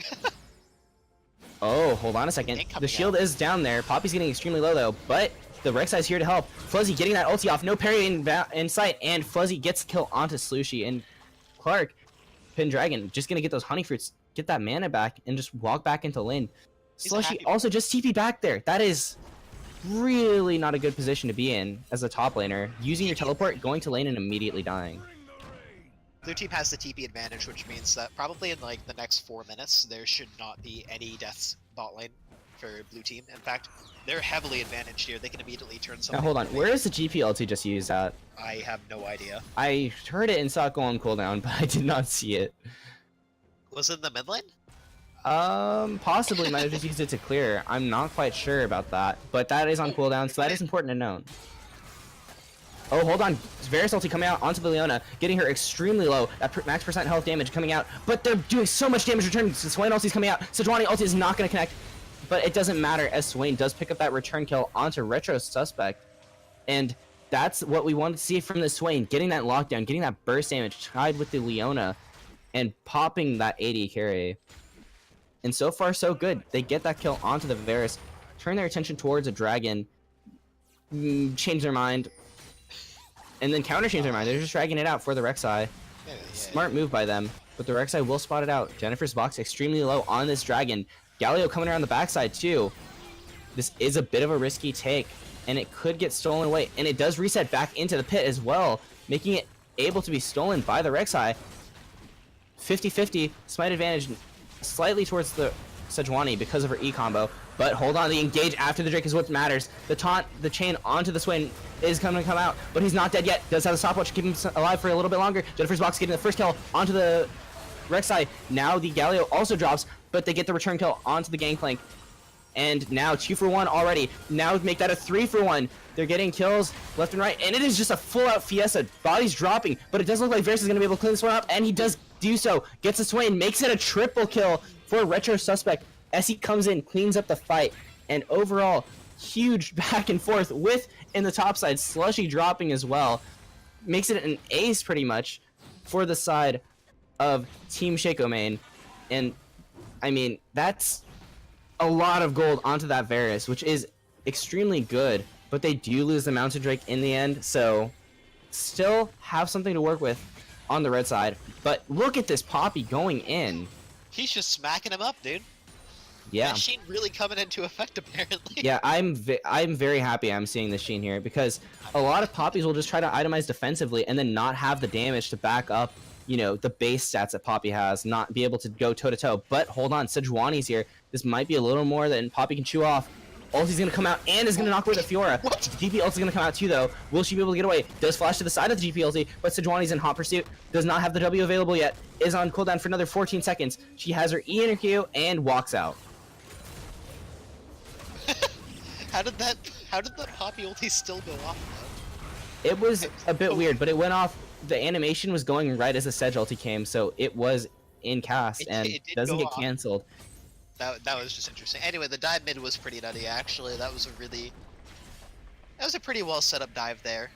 No one on blue team dies. They get a pretty free little turret plating there. The jungle also gets taken. Oh, they're trying to get this Varus. He does get hit by that E, and he's gonna hit by the ulti, but not having a lot of abilities available. Jennifer's box taking a lot of damage and almost gonna drop. Rek'Sai here now too does get the kill onto the Varus, but now has to deal with the Fuzzy. The E is gonna connect though, and he has ultimate to back it up. Double kill for Empty Palms. Now has to deal with the Galio, but the Galio, not having too much as a support, is not able to follow it up and finish it off. Empty Palms walking away with more than nothing, taking the 2 kills. Well, which is a thing. Yeah, and that's a lot of gold. Go down. He did pick up the double there, so yeah, he did get the shutdown on the Varus, which is a hefty 600 gold. That's a pretty good amount. Just like that, the game swung again. Wow. Yeah, the win condition, both teams have their win condition right now kind of in place, where blue team just straight up has the red jungler, they have top lane negating. Yeah, I think that actually, you would think that Fiora, you know, split push monster, but really it's the Poppy. She's so good against the Fiora, and she is getting very fed right now. Force that she's building. Yeah, and so actually, Clark Pendragon is a split push threat on this Poppy. So they have the split push potential. They have a good siege comp or a good stall comp with, you know, Varus, Zoe. They have enough range that they can clear safely. Oh, engage in the bot lane though. Unlucky Kid gets a little bit unlucky, goes too far in with the E and gets killed.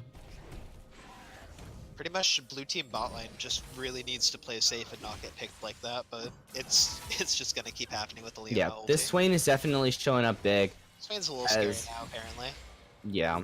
And with the cleanse too, you can't just lock him down. You can't just throw a Varus ult on him and say, problem solved. There is a lot of CC that he can't just cleanse though.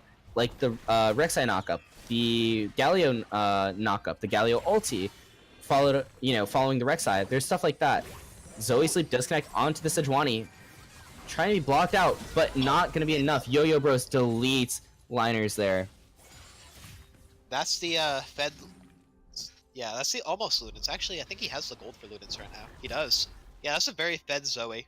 Gotta be, like I said, actually, like I predicted, way more useful than the Gangplank. And you know, I want to touch on Retro Suspect too. He does have the Executioner's Calling, which is extremely effective against the Swain, who does heal so much with the Rod of Ages, with the ultimate, as well as just the rest of the team. You know, you got the oranges, you have the Fiora, who has vitals, her ultimate, lifesteal itself. So just 800 gold, he's doing it now, getting the value out of it. I really do like that. And Gangplank ulti comes out in the bot lane, not going to be too effective, does slow them down a little bit, but they do all make it out in the end. Oh, and here's the Rift Herald coming out in the mid lane. Gangplank. Oh, and they're just deleting this Gangplank. He oranges in time, but he's not able to make it away from that Fed Poppy. Triforce. The Triforce Poppy. Yeah, and I mean, it works because they're fed. Because, you know, the Poppy is now a split push threat. She's just like, yeah, I'm the carry now. And heck, she can go for a Sunfire Cape and just bully people. Look at this. This is disgusting. She's just tanking the tower just without a care in the world. Disengages the fight. Does get the Swain out, but is getting locked down herself. However, this Leona might have bit off a little more than she could chew. The Galio now coming in, getting the CC. Does get locked down by the Sejuani ulti, but we do see the Rek'Sai diving in. Fuzzy now gonna drop the ulti in the back. Does get the kill onto liners. Now Slushy extremely low in the back line. Does get taken out as well by the Varus. Varus going in, but the Zoe's gonna be the one to clean up the kill on the Leona. Now a lot of low health bars for the blue team, and a Swain and a GP, but they're not gonna be able to clean it up. Huge play, and a 1 for 3 in favor of the blue team. As well as a turret and the Ocean Drake. One condition achieved. Now with the mid lane opened up, they actually could look for a 20-minute Baron-ish, even without the Mountain Drake, just because of how insanely good Varus is for taking Baron. What is it? Yeah. He can like Q at 3 stacks from 1000 HP and one-shot the Baron or something. It's pretty ridiculous. 100%. With Varus not doing that old, you know, season 5, 6 kind of mana immune build, we have seen it pop up every now and then, but, you know, on-hit Varus, just going for more traditional DPS is the way to go, generally speaking. And with the Zoe already, your Varus just base damage is going to have enough poke that you'd rather just have that standard DPS, deal with that Leona, deal with that, you know, frontline walking in, the Sejuani. Even the kind of beefy bruisers of the Swain, the Gangplank, they're going to get a little bit chunky too. So having that raw DPS with the Bork is so valuable. Yeah, I definitely agree. Next item will probably be the, what's it called, Ginses, which is going to be extremely scary. Once again, that'll make Baron even easier, just because of how disgusting it is for taking down that. Yeah, and that, tying into that whole thing, with what you said before, that makes the Ocean Drake that much more valuable, because he's not going to have the mana in the first place. So that means that Varus is going to be able to just kind of spam a little more. Zoe's not going to have to worry about her mana really at all with her mana item in that base mana, or that percentage mana regen. And hold on, we do see Fiora getting bullied very heavily in the bot lane. Is going to parry, but it's not going to be enough to take Unlucky Kid's stuff. And Unlucky Kid will pick up that kill, dropping the Ignite just to be safe. And up in the top side, Clark Pendragon just diving, does not care whatsoever. Nuts. Poppy player that actually plays And it Poppy. looks like she's going for a Sterex gauge or something along those lines. More bruisery. Sunfire Cape would have been an okay alternative too, but this is not bad either. I do like that she's just kind of going in on, I'm a split push threat. Real men go PD third. PD third for the Poppy? Hell yeah. With the Sterex, I don't know about that, but at that point, maybe just get a static Shiv. Hold on a second, the CC's not going to connect. The Leona ulti completely misses, and now the turnaround, big chunk onto Jennifer's box. We do see the redemption coming out from the Galio, though, and speaking of that, that's a bit of a, we'll touch on itemization later. Unlucky Kid getting chunked out. We'll touch on itemization later. I just saw the completed redemption, I'm like, huh, that wasn't Zoe's, wait a minute. I'm pretty sure redemption first is fine. Well, it is actually the standard, but generally what we see from Galios is they rush the 40% cooldown with the 5% in runes, and they just get that 45% cooldown before they even finish their first item. It's just to kind of abuse that W and how much damage reduction you can get from it. You want it off cooldown as much as possible, so... Especially since you're usually a lot squishier than most yeah, of the I think the build is you either go Lucidity boots, or if you need some other boots, which Merc Treads against that team is perfectly fine. So then you just upgrade support item, get the Forbidden Idol, and then you get a Kindle gem, and you're just sitting on a bunch of CDR at that point, and then you finish your first item. Yeah, I guess that makes But sense. either way, this Galio is still a huge front line, just beefy because of his W. And touching on that a little more too, Unlucky Kid went for the Q-Max Galio, which it does provide a little more poke with the Varus, which it made laning a little more bearable against that Swain, but it does mean that he's not having that full damage reduction quite yet. You know, that's a good point, but what is also very interesting is how they're trying to set up this Baron. They didn't clear the wards properly, which is fine, but yeah, there are a few wards that the team missed clearing, especially in the enemy jungle there, which is kind of unfortunate because they really want to secure this Baron. Especially with this 4k gold lead, and Varus almost at his second item power spike. Not only that, but pretty much the entire blue team is really good for taking Baron. That's actually kind of nuts. Yeah, now hold on, Slushy might be in a bit of a sticky situation. It looks like more than just a bit. Yeah, he's dead. And that's Dead like 5 times over. Please tell me that's Baron. Well, with that, they have Poppy in the bot lane with a GP that doesn't have TP, so they could force a 3v5, or Poppy could just solo kill the GP, as it looks like that's what Clark Pendragon's trying to do here. It does look like Baron is being started by the rest of the team, but Clark Pendragon's getting a little bit low here by Raba, but it doesn't look like it's enough. Raba just... Oh, hold on! It's not enough. Pendragon does secure the kill. Hey, I mean, honestly, Raba did a lot more than I thought he was. Yeah, actually, the grass... It was a lot closer GP than is so expected. disgusting, dude. It's so nutty. Clark needs to back teleport to Baron if they want to take this, or another pick needs to come out with the Varus R, which is what he's looking for. Cleanse comes out. Yeah, that is a shorter cooldown on the Varus R, and instead of going for that Baron immediately, they might just try to play the cooldowns and just take this Earthdrake instead, so they have an even safer Baron potential. So Yeah, Earthdrake on that team is pretty disgusting as well. yeah, they definitely will shred. I mean, Varus with a Earthdrake just absolutely melts objectives. Red team actually needs the Earthdrakes. Blue team just wants them. Makes Yeah. them so much faster. I mean, both teams have decent DPS with members, but both... there is a lot of tankiness as well, and not too much with certain members. So if, for instance, a Fiora or the GP isn't there, then there's going to be lacking damage on the Baron. Definitely. While, you know, Zoe's always going to be there, and Varus is always going to be there. They don't really need the Poppy, so their Baron is still very good on the blue side. Especially since Rek'Sai and Galio can kind of tank Baron just fine. Yeah, they have enough damage, they have enough tankiness, and they have a very good amount of pick. The pick is going to come out a little bit here. We do see a big chunk onto Jennifer's box blocking the Sejuani, and Sejuani, without that Warmogs, does need to be a little bit careful with her health pool. Gangplank just straight sniped the red buff. Yeah, I mean, it is probably best to give it to him. It's either him or the Fiora, and at this point, I think the GP, while, you know, still 0-5, is still going almost toe-to-toe with the Poppy, who is a monster. Poppy was kind of messing with him now. Poppy didn't press R initially, and just one-shot him, so... True, but you have to keep an eye out on this GP. He is going for tank busting with the Last Whisper. Oh, and the Baron is dropping to half health already. Galio is going to get extremely low, is going to flash out, but does get hit by the Sejuani R. Varus R is not going to connect. Sejuani now flashing out of the back of the pit after dropping the ultimate. And the Swain getting chunked extremely low. Empty palms. And 3 members just at 25% HP. Slushy taken out in the bot lane. Now it's only Raba who has any health left. They're on the retreat. They're trying to make it out alive. Poppy's not going to come out. The Rek'Sai is going to go forward, but a little bit too far. Just get popped out. And nothing in exchange, so a 1-for-1, and that's the jungler taken out, so they can't really go for Baron, but they do get the bottom tower. Now looking for an inhibitor, possibly. Clark gonna back up, but the rest of the team is on the left. The sleep is gonna come out, ultimate is gonna knock him away, and that is a dead Swain. Zoe says bye-bye. There's Zoe being a disgusting champion like usual. Yeah, and we mentioned how just kind of standard this blue team comp is, how easy it is to execute upon, as they have such a clear-cut win condition. They don't have to do anything crazy. They just poke, siege, force objectives, control vision, and so far they're doing a good job at it. Galio going a little bit far, getting really low. Does still have a decent amount of HP though, and will finally get finished off by Slushy.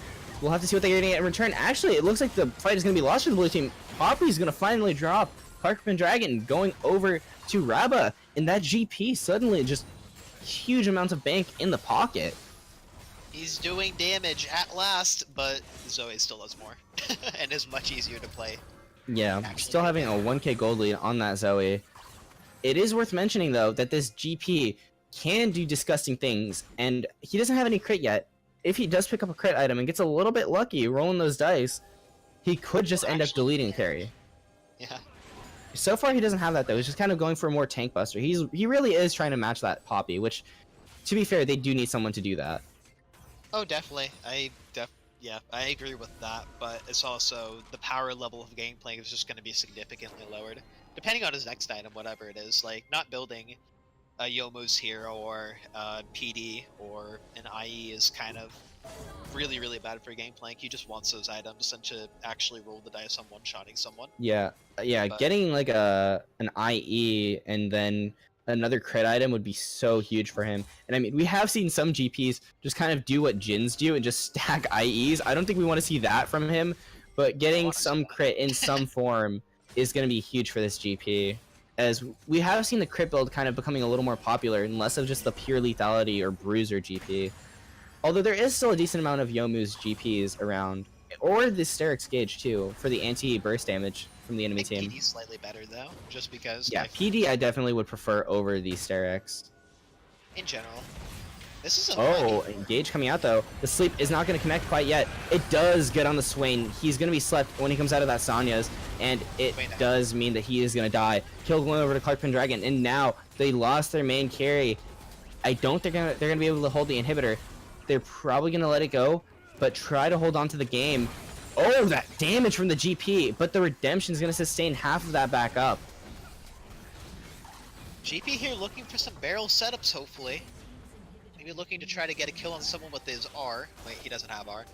Yeah, Looking to and just they don't press have E the somewhere. Sejuani R either, or the Leona R. Yeah, they have There nothing. isn't There should really- be a Baron gone.